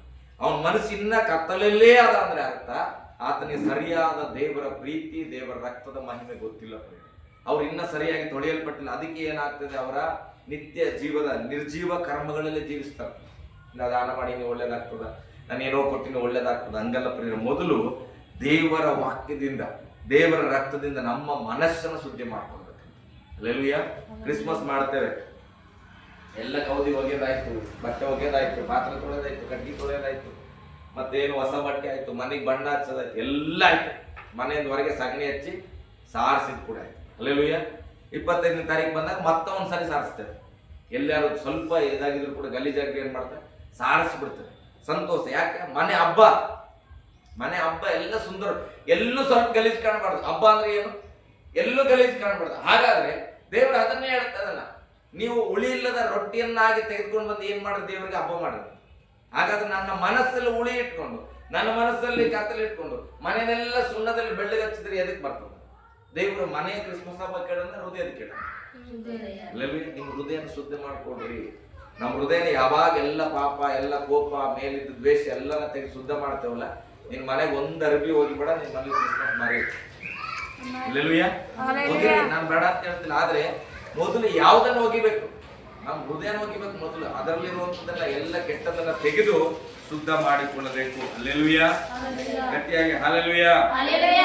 ಓಕೆ, ಇನ್ನೊಂದು ವಚನ ಓದೋಣ. ವಿಮೋಚನ ಕಾಂಡ 30ನೇ ಅಧ್ಯಾಯ 17ನೇ ವಚನ. ಯೆಹೋವನು ಮೋಶೆಗೆ ಮತ್ತು ಹೇಳಿದ್ದೇನೆಂದರೆ, ಸ್ನಾನಕ್ಕೋಸ್ಕರ ಒಂದು ತಾಮ್ರದ ಗಂಗಾಳವನ್ನು, ಅದಕ್ಕೆ ತಾಮ್ರದ ಪೀಠವನ್ನು ಮಾಡಿಸಿ, ದೇವ ದರ್ಶನದ ಗುಡಾರಕ್ಕೂ ಯಜ್ಞವೇದಿಗೂ ನಡುವೆ ಇಟ್ಟು ಅದರಲ್ಲಿ ನೀರನ್ನು ತುಂಬಿಸಬೇಕು. ಆರೋನನ ಅವನ ಮಕ್ಕಳು ಅದರಿಂದ ಕೈಕಾಲುಗಳನ್ನು ತೊಳೆದುಕೊಳ್ಳಬೇಕು. ಅವರು ದೇವ ದರ್ಶನದ ಗುಡಾರದೊಳಗೆ ಹೋಗುವಾಗಲೆಲ್ಲ ಆ ನೀರಿನಿಂದ ಕೈಕಾಲುಗಳನ್ನು ತೊಳೆದುಕೊಂಡು ಹೋಗಬೇಕು. ತೊಳೆಯದೆ ಹೋದರೆ ಸತ್ತಾರು. ಹಾಗೆ ಅವರು ದೇವರ ಸೇವೆಯನ್ನು ನಡೆಸುವವರಾಗಿ ಯೆಹೋವನಿಗೆ ಹೋಮ ಸಮರ್ಪಣೆಗಾಗಿ ಯಜ್ಞವೇದಿಯ ಬಳಿಗೆ ಬರುವಾಗಲೂ ಕೈಕಾಲುಗಳನ್ನು ತೊಳೆದುಕೊಂಡು ಬರಬೇಕು. ತೊಳೆಕೊಳ್ಳದೆ ಬಂದರೆ ಸತ್ತಾರು. ಇದು ಅವನಿಗೂ ಅವನ ಸಂತತಿಯವರಿಗೂ ಶಾಶ್ವತ ನಿಯಮ. ಮೋಸೆಯ ಕಾಲದಲ್ಲಿ ಆರೋನನ ಮಕ್ಕಳು, ಅವರ ಸಂತತಿ ದೇವರಿಗೆ ಆರಾಧನೆ ಮಾಡೋರು ಯಾಜಕ. ಹಲ್ಲೆಲೂಯಾ. ಅವ್ರ ಮನೆಯವರು ಯಾರು ಬರ್ಬೇಕಂದ್ರೆ ಸಭೆಯ ಬಾಗಿಲಲ್ಲೇ ಏನ್ ಮಾಡ್ಬೇಕಂತ, ಕಂಚಿನಿಂದ ನೀರಿಗೆ ಒಂದು ಕೊಡ್ಕೊಳಕ್ಕೆ ಕೊಳ ಮಾಡಿಸ್ಬೇಕು. ಆ ಸಭೆ ಒಳಗೆ ಎಂಟ್ರಿ ಹೊಡಿಬೇಕಂದ್ರೆ ಅವ್ರು ಏನ್ ಮಾಡ್ಬೇಕು, ಅವ್ರ ಮಕ್ಕಳಾಗ್ಲಿ ಯಾರೇ ಆಗ್ಲಿ ಅವ್ರು ಏನ್ ಮಾಡ್ಬೇಕು, ಕೈ ಕಾಲು ತೊಳ್ಕೊಂಡು ಶುದ್ಧ ಮಾಡ್ಕೊಂಡು ಏನ್ ಮಾಡ್ಬೇಕು, ಅಲ್ಲಿಗೆ ಬರ್ಬೇಕು. ಅಕಸ್ಮಾತ್ ಆಗಿ ಕೈ ಕಾಲು ತೊಳಿದೆ ಬಂದ್ರಂತ ಇಟ್ಬಿಡ್ರಿ, ಏನಾಯ್ತಾರ ಅವ್ರು ರೋಗಿಗಳಾಯ್ತಾರಂತ ಬರ್ತದ, ಸತ್ತೇ ಹೋಗ್ಯಾರ ಅಂತ ಬರ್ತದ. ಹಲ್ಲೆಲೂಯಾ. ಏನ್ ಮಾಡ್ತಿದ್ರೆ ಖಾಲಿ ಸುಮ್ಮನೆ ಕೈ ಕಾಲು ಹಾಕಿ ನೀರ್ ಹಾಕಿ ತೊಳ್ಕೊಂಡ್ ಬಂದಿಲ್ಲ ಅಂದ್ರೆ ಸತ್ತಿ ಹೋಗ್ಯಾರು, ಜಾಗ್ರತೆ ಅಂತ. ಹಾಗಾದ್ರೆ ನಾನು ಹೇಳ್ತೇನೆ, ಖಾಲಿ ಅದು ಮಂಜೂಷದ ಪೆಟ್ಟಿಗೆ ಇದ್ದಿದ್ದು ಆ ಸ್ಥಳ, ಅದ್ರೊಳಗೆ ಏನಿತ್ತು, ಖಾಲಿ ಕೇವಲ 10 ಆಜ್ಞೆಗಳು, ದೇವ್ರು ಕೊಟ್ಟ ಆಜ್ಞೆ ಇತ್ತು. ಆ ಆಜ್ಞೆ ಇದ್ದ ಮಂಜೂಸದ ಪೆಟ್ಟಿಗೆ ಬಳಿಗೆ ಕೈಕಾಲು ತೊಳೆದ ದೇವ್ರ ಮಾತು ಕೇಳದೆ ಹೋಗ್ಲಿಬಿಡಿ, ಏನಾಯ್ತದ ಮನೇಲೆ ಸ್ನಾನ ಮಾಡ್ಕೊಂಡು ಬಂದಿದೆ ಅಂತ ಹೇಳಿ ಬಂದ್ಬಿಟ್ರೆ ಅವ್ರು ಸತ್ತೇ ಹೋಗ್ತಾರ. ಅಂತ್ಯದ್ರಾಗ ಇವತ್ತು ನನ್ನೊಳಗೆ ಏಸು ಅದನ್ನ ಎಲ್ಲದನ್ನ ಏಸು ಅಂದ್ರೆ ಏನ್ ಮಾಡ್ತೇವೆ, ಇಲ್ಲದನ್ ಸ್ವಾಮಿ ಇಲ್ಲದನ್ ಸ್ವಾಮಿ ಅಂತ ಎಲ್ಲರಿಗೂ ತೋರಿಸ್ತೇವೆ. ಹಾಗಾದ್ರೆ ಏಸುವನ್ನ ಇಟ್ಕೊಂಡೇ ನಮ್ಮ ಮನಸ್ಸು ಇಷ್ಟು ಗಲೀಜು ಮಾಡ್ಕೊಂಡು ಓಡಾಡ್ತಾ ಇದ್ರೆ ನಾವು ಬದುಕಿರೋದಾದ್ರೆ ಎಷ್ಟು ದೇವ್ರ ಕೃಪೆ ಇರುತ್ತಲ್ಲ. ಖಾಲಿ ಕೈಕಾಲು ತೊಳೆದಿಲ್ಲ ಅಂದ್ರೆ ಸತ್ತು ಹೋಗ್ತಾರಂತ ದೇವರ ಆಲಯಕ್ಕೆ ಬಂದ್ರೆ. ಅಂತದ್ರಲ್ಲಿ ನಾವು ದೇವರ ಆಲಯವಾಗಿ ಸಿಕ್ಕಿನ ಕಡೆ ಓಡಾಡಕತ್ತೀವಿ. ಸ್ನಾನ ಇಲ್ಲ, ಏನಿಲ್ಲ, ಮಡಿ ಇಲ್ಲ. ಸ್ನಾನ ಅಂದ್ರೆ ಅದಲ್ಲ, ಪರಿಶುದ್ಧತೆ ಇಲ್ಲ, ಮನಸ್ಸಲ್ಲಿ ಕೋಪ, ಜಗಳ, ಅಸೂಯೆ, ಬೇಡವಾದ ಎಲ್ಲ ತುಂಬಿಕೊಂಡು ದೇವರಾಧನ ದೇವರಾಧನ ದೇವರಾಧನ ಅಂತೇಳಿ ಇಡೀ ಊರು ಅಡ್ಡಾಡ್ತಾ ಇದ್ದೇವೆ. ಹಾಗಾದ್ರೆ ನಾನು ಕೇಳ್ತೀನಿ, ಈ ವಾಕ್ಯದ ಆಧಾರದ ಮೇಲೆ ನಮ್ಮ ಇಷ್ಟೆಲ್ಲ ತಪ್ಪುಗಳ ಮೊದಲು ನಾವು ಬದುಕಿದ್ರೆ ದೇವರು ಎಷ್ಟು ಪ್ರೀತಿ ಮಾಡಿರ್ಬೇಕು ನಮಗೆಲ್ಲ. ಒಂದು ಕೈಕಾಲು ತೊಳೆದಿಲ್ಲ ಅಂದ್ರೆ ಸತ್ತು ಹೋಗ್ತಾರಂತ. ಇಷ್ಟು ತಪ್ಪುಗಳನ್ನ ಮಾಡಿದಾಗಲೂ ಕೂಡ ಬಂದು ದೇವರ ಆರಾಧನೆ ಮಾಡ್ಲಿಕ್ಕೆ ಚಾನ್ಸ್ ಕೊಟ್ಟಾರ. ಎಷ್ಟೋ ಜಗಳ ಆಡ್ಕೊಂಡು, ಎಷ್ಟೋ ಬೈದು ಎಲ್ಲ ಮಾಡಿದ್ವಿ. ಸಭೆಗೆ ಸಂಡೆ ಬಂದು ಏನ್ ಮಾಡ್ತೇವೆ, ಸ್ವಾಮಿ ನಾನೇ ಭಕ್ತಳು ಅಂತೇವೆ. ಹಾಗಾದ್ರೆ ಏನು ಮಾಡಿಲ್ಲ ದೇವ್ರು. ಹಾಗಾದ್ರೆ ದೇವ್ರು ಎಷ್ಟು ಪ್ರೀತಿ ಮಾಡ್ತಾನೆ. ಅಲ್ಲೇಲೂಯಾ. ಅದಕ್ಕೆ ಯಾವಾಗ ನಾವು ಒಂದು ಮಾತು ಹೇಳ್ತೇವೆ, ನಾವು ಉಳಿದಿರುವುದೇ ದೇವರ ಕೃಪೆ ಅಂತ. ಏನ್ ಕೊಟ್ಟಾನೋ ಇಲ್ಲೋ, ಬಂಗ್ಲಿ ಕೊಟ್ಟಾನೋ, ಕಾರ್ ಕೊಟ್ಟಾನೋ ಇಲ್ಲೋ ಗೊತ್ತಿಲ್ಲ, ಇಷ್ಟೆಲ್ಲ ತಪ್ಪುಗಳ ಮಧ್ಯೆ ಮತ್ತೆ ನಾವು ಜೀವಿಸಿ ಬೆಳಗ್ಗೆ ಹೊಸ ದಿನ ನೋಡಿ ದೇವರೇ ಸ್ತೋತ್ರ ಅಂತೀವಿ ಅಂದ್ರೆ ಅದೇ ದೇವರ ಕೃಪೆ. ಹಲ್ಲೆಲೂಯಾ. ಗಟ್ಟಿಯಾಗಿ ಹಲ್ಲೆಲೂಯಾ. ಇವತ್ತು ಏನಾದ್ರೂ ದೇವ್ರು ಇದೇ ನಿಯಮ ಇಟ್ಟಿದ್ರೆ ಸಭೆಗೆ ಬರುವಾಗ ಒಂದು ಏನು ಇಲ್ಲದೆ ನಿಮ್ಮನ್ನ ಶುದ್ಧಿ ಮಾಡ್ಕೊಂಡು ಒಳಗೆ ಬರ್ಬೇಕಿಲ್ಲ ಸತ್ತೋಗ್ತೀರ ಅಂದ್ರೆ ಯಾರು ಬರ್ತಿದ್ರು ಸಭೆ ಒಳಗೆ? ಸಭೆ ಖಾಲಿ ಇರ್ತಿದ್ವಿ ಇವತ್ತಿನ ದಿನಮಾನಕ್ಕೆ ಅಲ್ಲ. ಇವತ್ತು ನಡೀತಿರೋ ಪಾಪಗಳು, ಇವತ್ತು ನಡೀತಿರುವಂತ ಕೊಲೆಗಳು, ಇವತ್ತು ನಡೀತಿರ್ತಕ್ಕಂಥ ಅತ್ಯಾಚಾರಗಳನ್ನು ನೋಡಿದ್ರೆ, ಆ ಪರಿಸ್ಥಿತಿಗಳನ್ನು ನೋಡುವಾಗ ಯಾರು ಸಭೆಗೆ ಬರಕ್ಕಾಗ್ತಿದ್ದಿಲ್ಲ. ದೇವರ ಕೃಪೆಯಿಂದ ಪ್ರೇರಣೆ ಏನೆಲ್ಲಾ ಮಾಡಿದ್ರು ಕೂಡ ಒಂದು ಕ್ಷಮೆ ಕೇಳಿ ನಾನು ಇನ್ನು ಮುಂದೆ ತಪ್ಪು ಮಾಡಲ್ಲ ಅಂತ ಹೇಳೋದಾದ್ರೆ ನಿನ್ನನ್ನು ಶುದ್ಧಿ ಮಾಡಿ ನಾನು ಸನ್ನಿಧಿಯಲ್ಲಿ ನಿಲ್ಲಿಸ್ಕೊಡ್ತೀನಿ. ದೇವರು ಎಷ್ಟು ಪ್ರೀತಿ ಕೊಟ್ಟನ, ಆ ಪ್ರೀತಿನ ಅರ್ಥ ಮಾಡ್ಕೊಳ್ಳದೆ ಈ ಮನಸ್ಸು ದೇವರು ಇರ್ಲಿಕ್ಕಾಗಿ ಸೃಷ್ಟಿಸಲ್ಪಟ್ಟಂತ ನಾವಾಗಿದ್ದೇವೆ. ಹಲ್ಲೆಲೂಯಾ. ಈ ಹೃದಯದ ಯಜಮಾನನ ಯಾರಾಗಿರ್ಬೇಕು? ಯೇಸು ಸ್ವಾಮಿ ಆಗಿರ್ಬೇಕು. ಆ ಸ್ಥಾನದಲ್ಲಿ ಬೇರೆ ಯಾರನ್ನೋ ಕೂಡಿಸ್ಕೊಂಡು ಓಡಾಡ್ತಾ ಇದ್ರೆ ದೇವರಿಗೆ ಇಷ್ಟು ನೋವಾಗಬಲ್ಲದು. ಹಲ್ಲೆಲೂಯಾ. ಗಟ್ಟಿಯಾಗಿ ಹಲ್ಲೆಲೂಯಾ. ಆ ನೀರು ಯಾವುದಕ್ಕೆ ಹೋಲಿಕೆ ಆಗಿದೆ? ಆ ನೀರನ್ನು ಕೈಕಾಲಲ್ಲಿ ಹೇಗೆ ತೊಳ್ಕೊಳ್ತಾರೆ ಹಾಗೆ ಇವತ್ತು ದೇವರೇ ನನ್ನ ಪಾಪವನ್ನೆಲ್ಲ ನಾನು ಒಪ್ಪಿಸಿಕೊಟ್ಟು ಆ ನೀರಿನಲ್ಲಿ ಮುಳುಗಿ ದೀಕ್ಷಾಸ್ನಾನದ ಮುಖಾಂತರ ನಮ್ಮನ್ನು ನಾವು ತೊಳ್ಕೊಳ್ಬೇಕು. ಪ್ರೇರಣೆ ಆತ್ಮೀಯವಾಗಿ ಶಾರೀರವಾಗಿ ತೊಳೆದುಕೊಂಡ್ರೆ ನಾವು ಆ ಆರೋನನ ಮಕ್ಕಳ ಹಾಗೆ ಬಂದು ದೇವರನ್ನ ಆರಾಧಿಸ್ಲಿಕ್ಕೆ ಯೋಗ್ಯರಾಗ್ತಾರೆ. ಹಲ್ಲೆಲೂಯಾ. ಹಾಡು ಕಲಿತ ತಕ್ಷಣ ಆರಾಧನೆ ಮಾಡ್ಲಿಕ್ಕೆ ಯೋಗ್ಯರಲ್ಲ. ವಾಕ್ಯ ಹೇಳಕ್ಕೆ ನನಗೆ ಬರ್ತದಂದ ತಕ್ಷಣ ನಾನು ಯೋಗ್ಯನಲ್ಲ. ಯಾವಾಗ ನಾವು ನಿಜವಾಗಿ ವಾಕ್ಯದಿಂದ ಶುದ್ಧೀಕರಣ ಆಗ್ತೇವೋ ಆವಾಗ ನಾವು ಆರಾಧನೆ ಮಾಡ್ಲಿಕ್ಕೂ, ವಾಕ್ಯ ಹೇಳಲಿಕ್ಕೂ, ಪ್ರಾರ್ಥನೆ ಮಾಡ್ಲಿಕ್ಕೂ, ನಾನು ದೇವರ ಮಗ ಅಂತ ಎದೆ ತಟ್ಟಲಿಕ್ಕೂ ನಮ್ಗೆ ಧೈರ್ಯ ಯಾವಾಗ ಬರ್ತದಂದ್ರೆ ನಮ್ಗೆ ಒಳಗೆ ಗೊತ್ತಾಗ್ತದೆ ನಾನು ಶುದ್ಧಿ ಆಗಿನೇ ಇಲ್ಲ. ಹಲ್ಲೆಲೂಯಾ. ಗಟ್ಟಿಯಾಗಿ ಹಲ್ಲೆಲೂಯಾ. ದೇವರ ಸ್ತೋತ್ರವಾಗಿ ಇಬ್ರಿ 11ನೇ ಅಧ್ಯಾಯಕ್ಕೆ ಬಂದ್ಬಿಡೋಣ. ಇಬ್ರಿ 11ನೇ ಅಧ್ಯಾಯ. ಮನಸ್ಸಾಕ್ಷಿ 1, 2ನೇದಾಗಿ ಹೃದಯ ಪ್ರೋಕ್ಷಣೆಯನ್ನು ಮಾಡಿಕೊಳ್ಬೇಕು, 3ನೇದಾಗಿ ನಮ್ಮನ್ನ ನಾವು ಶಾರೀರಿಕವಾಗಿ ಮಾನಸಿಕವಾಗಿ ತೊಳೆಯಲ್ಪಟ್ಟವರಾಗಿ ನಾವು ಇರಬೇಕು. 4ನೇದು ಪರಿಪೂರ್ಣ ನಂಬಿಕೆ. ಇಬ್ರಿಯ 11:1 ಓದ್ರಿ. ನಂಬಿಕೆಯೋ ನಾವು ನಿರೀಕ್ಷಿಸುವಗಳ ವಿಷಯವಾಗಿ ಭರವಸದಿಂದ ಇರುವುದು ಕಣ್ಣಿಗೆ ಕಾಣದವುಗಳನ್ನು ನಿಜವೆಂದು ತಿಳಿದುಕೊಳ್ಳುವುದು. ಕಣ್ಣಿಗೆ ಕಾಣದೇ ಇರುವುದನ್ನ ನಿಜವೆಂದು ತಿಳಿದುಕೊಳ್ಳುವುದು. ಹಲ್ಲೆಲೂಯಾ. ಸರ್ ನಾನು ದೀಕ್ಷಾಸ್ನಾನದಾಗ ಮುಳುಗಿದೆ ಸರ್, ನಾನು ಶುದ್ಧ ಆಗಿದ್ದು ಕುರನೇ ಆಗಿಲ್ಲ, ನನಗೆ ಹೆಂಗ್ ಶುದ್ಧ ಆಯ್ತದ್ರಿ? ಹಲ್ಲೆಲೂಯಾ. ಅದೇ ಸಾಲ ಹಂಗೆ ಇದ್ದಿತ್ತು, ಅದೇ ಹೆಸರು ಹಂಗೆ ಇದ್ದಿತ್ತು. ಎಲ್ಲ ಹೇಳಿದ್ರು, ವಾಕ್ಯ ಹೇಳ್ತದ 2 ಕೊರಿಂಥ 5:17 ಏನಂತ ಹೇಳ್ತದ? ಹೀಗಿರಲಾಗಿ ಎಲ್ಲರೂ ನೂತನ ಸೃಷ್ಟಿ ಆದ್ರು. ಸರ್ ನೀರಿಂದ ಎದ್ದು ನೋಡ್ತಾ ಅದೇ ಮುಖ ಇತ್ತು, ಅದೇ ಕಿವಿ ಇತ್ತು, ಏನು ಹೊಸದಾಗಿ ಆಗಿದ್ದಿಲ್ಲ. ಹಲ್ಲೆಲೂಯಾ. ಆ ಹೊಸದಾಗುವ ಸೃಷ್ಟಿ ಕಣ್ಣಿಗೆ ಕಾಣಲ್ಲ, ಅದು ನೀನು ನಂಬತಕ್ಕದಾಗಿದೆ. ಅದಕ್ಕೆ ಬೈಬಲ್ ಹೇಳುತ್ತೆ, ನಾವು ನಂಬಿಕೆಯೋ ನಾವು ನಿರೀಕ್ಷಿಸುವವುಗಳ ಮೇಲೆ, ಕಣ್ಣಿಗೆ ಕಾಣದೆ ಇರುವಂತದರ ಮೇಲೆ ಭರವಸದಿಂದ ಇರೋದಂತ. ನೀನ್ ನೂತನ ಸೃಷ್ಟಿಯಾಗಿದೆ ಅಂತ ವಾಕ್ಯ ಹೇಳಿದ್ರೆ ಕನ್ನಡ ಹತ್ರ ಹೋಗಿ ನೋಡಿದ್ರೆ ಅದೇ ಮುಖ ಕಾಣಿಸ್ತದ. ಆದ್ರೆ ನೀನು ಆತ್ಮೀಯವಾಗಿ ನಂಬಬೇಕೇನೋ ಗೊತ್ತಾ, ನಾನು ಹೊಸ ಮನುಷ್ಯನಾಗಿದ್ದೇನೆ. ನನ್ನ ಸ್ವಭಾವ ಹೊಸದಾಗಿದೆ, ನಾನು ಬದುಕುವ ರೀತಿ ಹೊಸದಾಗಿರುತ್ತದೆ, ನಾನು ಮಾತನಾಡುವ ರೀತಿ ಹೊಸದಾಗಿರುತ್ತೆ. ಅದನ್ನ ನೀನು ಆ ಆತ್ಮ ಹೇಳುವುದನ್ನ ನಿನ್ನ ಹೃದಯ ನಂಬಬೇಕು. ಹಲ್ಲೆಲೂಯಾ. ಆ ನಂಬಿಕೆಯನ್ನ ನಿನ್ನ ಕಾರ್ಯರೂಪದಲ್ಲಿ ತಂದಾಗ ನೀನು ಪರಿಪೂರ್ಣ ನಂಬಿಗಸ್ತನಾಗಿ ಬದಲಾಗುತ್ತಿ. ಹಲ್ಲೆಲೂಯಾ. ಹಲ್ಲೆಲೂಯಾ. 6ನೇ ವಚನ ಓದ್ಮಗಂಗೆ. ಆ ಆದರೆ ಹಾ ನಂಬಿಕೆಯಿಲ್ಲದೆ ದೇವರನ್ನು ಮೆಚ್ಚಿಸುವುದು ಆದರೆ ಅಸಾಧ್ಯ. ನಂಬಿಕೆಯಿಲ್ಲದೆ ದೇವರನ್ನ ಮೆಚ್ಚಿಸುವುದು ಅಸಾಧ್ಯ. ಅಸಾಧ್ಯ. ದೇವರ ಬಳಿಗೆ ಬರುವವನು ದೇವರು ಇದ್ದಾನೆ ದೇವರು ಇದ್ದಾನೆ ಮತ್ತು ತನ್ನನ್ನು ಹುಡುಕುವವರಿಗೆ ಮತ್ತು ತನ್ನನ್ನ ಹುಡುಕುವವರಿಗೆ ಪ್ರತಿಫಲವನ್ನು ಕೊಡುತ್ತಾನೆ ಎಂದು ನಂಬುವುದು ಅವಶ್ಯ. ಹಲ್ಲೆಲೂಯಾ. ದೇವರ ಸಭೆಗೆ ಬರ್ತಾ ಇದ್ದೇವೆ ಅಂದ್ರೆ ಒಂದು ವಿಶ್ವಾಸ ಇರಬೇಕು, ದೇವರು ಇದ್ದಾನೆ. ದೇವರು ಇದಾನ ಇಲ್ವಾ ಅಂತ ಅನುಮಾನದಲ್ಲಿ ಬಂದ್ರೆ ನಿಮ್ಗೆ ಪ್ರತಿಫಲ ಹೆಂಗೆ ಸಿಗ್ತದೆ? ದೇವರು ಇದಾನಪ್ಪ, ನಾನು ಇವತ್ತು ಹೋಗ್ತಾ ಇದ್ದೇನೆ ದೇವರ ಬಳಿಯಲ್ಲಿ ಆರಾಧನೆ ಮಾಡ್ಲಿಕ್ಕೆ ಹೋಗ್ತೇನೆ, ದೇವರಿಗೆ ನಾನು ಭೇಟಿ ಮಾಡ್ತೇನೆ, ಅದ್ಭುತವಾದ ಆರಾಧನೆ ಮಾಡ್ತೇನೆ, ದೇವರಿಂದ ನಾನು ಏನಾದ್ರು ಹೊಂದಿಕೊಳ್ಳುತ್ತೇನೆ ಅನ್ನೋ ವಿಶ್ವಾಸದಲ್ಲಿ ಬಂದ್ರೆ ಬೈಬಲ್ ಹೇಳ್ತದೆ ಅವನು ಪ್ರತಿಫಲವನ್ನ ಹೊಂದಿಕೊಳ್ಳುವನು. ನಂಬಿಕೆ ಇಲ್ಲದೆ ದೇವರನ್ನ ಮೆಚ್ಚಿಸುವುದು ಅಸಾಧ್ಯ. ಸಾಧ್ಯ. ಹಲ್ಲೆಲೂಯಾ. ಸರಿ, ಏನೋ ಹೇಳತ್ತೀವಿ, ನಮಗೆ ನಂಬಿಕೆನೇ ಬರಲ್ದು ಅಂದ್ರೆ ನಿನ್ನಿಂದ ದೇವರಿಗೆ ಮೆಚ್ಚುಗೆ ಆಗುತ್ತೆ. ಹಲ್ಲೆಲೂಯಾ. ದೇವರ ವಾಕ್ಯವನ್ನ ನಂಬಿ ಅದರಂತೆ ನೀನು ಜೀವಿಸುವಾಗ ನಂಬಿಕೆ ನಿನಗೆ ಏನನ್ನ ತಂದು ಕೊಡುತ್ತದೆ? ಪ್ರತಿಫಲವನ್ನ ತಂದು ಕೊಡುವಂತದ್ದಾಗಿದೆ. 3ನೇ ಅಧ್ಯಾಯ 12 ವಚನ ಆಗಿದೆ, ಬೇಗ ಅಲ್ಲೇ ಇಬ್ರಿಯ 3:12. ಸಹೋದರರೇ ನೋಡಿಕೊಳ್ಳಿರಿ, ಸಹೋದರರೇ ನೋಡಿಕೊಳ್ಳಿರಿ, ಜೀವ ಸ್ವರೂಪನಾದ ದೇವರನ್ನು ಬಿಟ್ಟು ಹೋಗುವ ಅಪನಂಬಿಕೆ ಉಳ್ಳ ಕೆಟ್ಟ ಹೃದಯವು ನಿಮ್ಮೊಳಗೆ ಯಾವನಲ್ಲಿಯೂ ಇರಬಾರದು. ಹಲ್ಲೆಲೂಯಾ. ನನ್ನ ಹೃದಯ ಒಳ್ಳೆದ ಕೆಟ್ಟದ ಅಂತ ನಮಗೆ ಗೊತ್ತಾಗ್ಬೇಕಂದ್ರೆ ನೀವು ನಿಮ್ಮನ್ನ ಮನೆಯಲ್ಲಿ ಪರೀಕ್ಷೆ ಮಾಡ್ರಿ. ಇವತ್ತಲ್ಲ, ನಾಳೆ ಅಲ್ಲ, 1 ತಿಂಗಳು 2 ತಿಂಗಳು, ಎನಿ ಟೈಮ್ ನೀವು ಜೀವ ಇರೋವರೆಗೂ ಕೂಡ ಯೋಚನೆ ಮಾಡಿ. ಯಾವಾಗ ನಿನಗೆ ದೇವರ ವಾಕ್ಯ ಬೇಡ ಅನ್ಸ್ಲಿಕ್ಕೆ ಪ್ರಾರಂಭ ಆಗ್ತದೆ, ಯಾವಾಗ ದೇವರ ಸಭೆ ಬೇಡ ಅನ್ಸ್ಲಿಕ್ಕೆ ಪ್ರಾರಂಭ ಆಗ್ತದೆ, ಯಾವಾಗ ಪ್ರಾರ್ಥನೆ ಅಂದ್ರೆ ಒಂಥರ ಅಲರ್ಜಿ, ಕುತ್ಕೊಳಕ್ಕಾಗಲ್ಲ, ನಿಂತ್ಕೊಳಕ್ಕಾಗಲ್ಲ, ಪ್ರೇಯರ್ ತಿಂತಂದ್ರೆ ಇಲ್ಲಿ ಕಡಿತದ, ಅಲ್ಲಿ ಕಡಿತದ, ಇಲ್ಲಿ ಯಾರೋ ಕರೆದಂಗ ಆಗ್ತದ, ಇಲ್ಲಿ ಏನೋ ನಿಂತ್ಕೊಳಕ್ಕಾಗಲ್ಲ, ಅಯ್ಯೋ ಕಾಲು ನೋವು ಆಗ್ತದ, ಚಿಡಿಪಿಡಿ ಆಗ್ತದ. 5 ನಿಮಿಷ ಆದ್ರೆ ಚಿಡಿಪಿಡಿ. ಅರ್ಥ ಮಾಡ್ಕೊಡ್ರಿ, ನಿಮ್ ಹೃದಯ ಕೆಟ್ಟೋಗಿ. ಹಲ್ಲೆಲೂಯಾ. ಯಾಕೆ ಬೈಬಲ್ ಏನಂತ ಹೇಳ್ತದೆ ಇಲ್ಲಿ? ಸಹೋದರ ನೋಡಿಕೊಳ್ಳಿರಿ, ಜೀವ ಸ್ವರೂಪನಾದ ದೇವರನ್ನ ಬಿಟ್ಟು ಹೋಗುವ ಅಪನಂಬಿಕೆ ಉಳ್ಳ ಕೆಟ್ಟ ಹೃದಯ ನಿಮ್ಮೊಳಗೆ ಯಾರಲ್ಲಿಯೂ ಇರಬಾರದು. ದೇವರ ಸನ್ನಿಧಿಯನ್ನ ಬಿಟ್ಟು ಹೋಗ್ಲಿಕ್ಕೆ ಮನಸ್ಸು ಆತುರ ಪಡ್ತದಂದ್ರೆ ಅರ್ಥ ನಮ್ಮ ಹೃದಯ ಕೆಟ್ಟಿದೆ, ನಮ್ಮ ಹೃದಯಕ್ಕೆ ಏನೋ ಒಂದು ಅಟ್ಯಾಕ್ ಆಗಿದೆ, ವೈರಸ್. ಹಲ್ಲೆಲೂಯಾ. ಅವಾಗ ಏನ್ ಮಾಡ್ತದೆ? ನಮಗೆ ಹೊರಗೆ ಎಳಿತಾ ಆಗ್ತದೆ. ಹಲ್ಲೆಲೂಯಾ.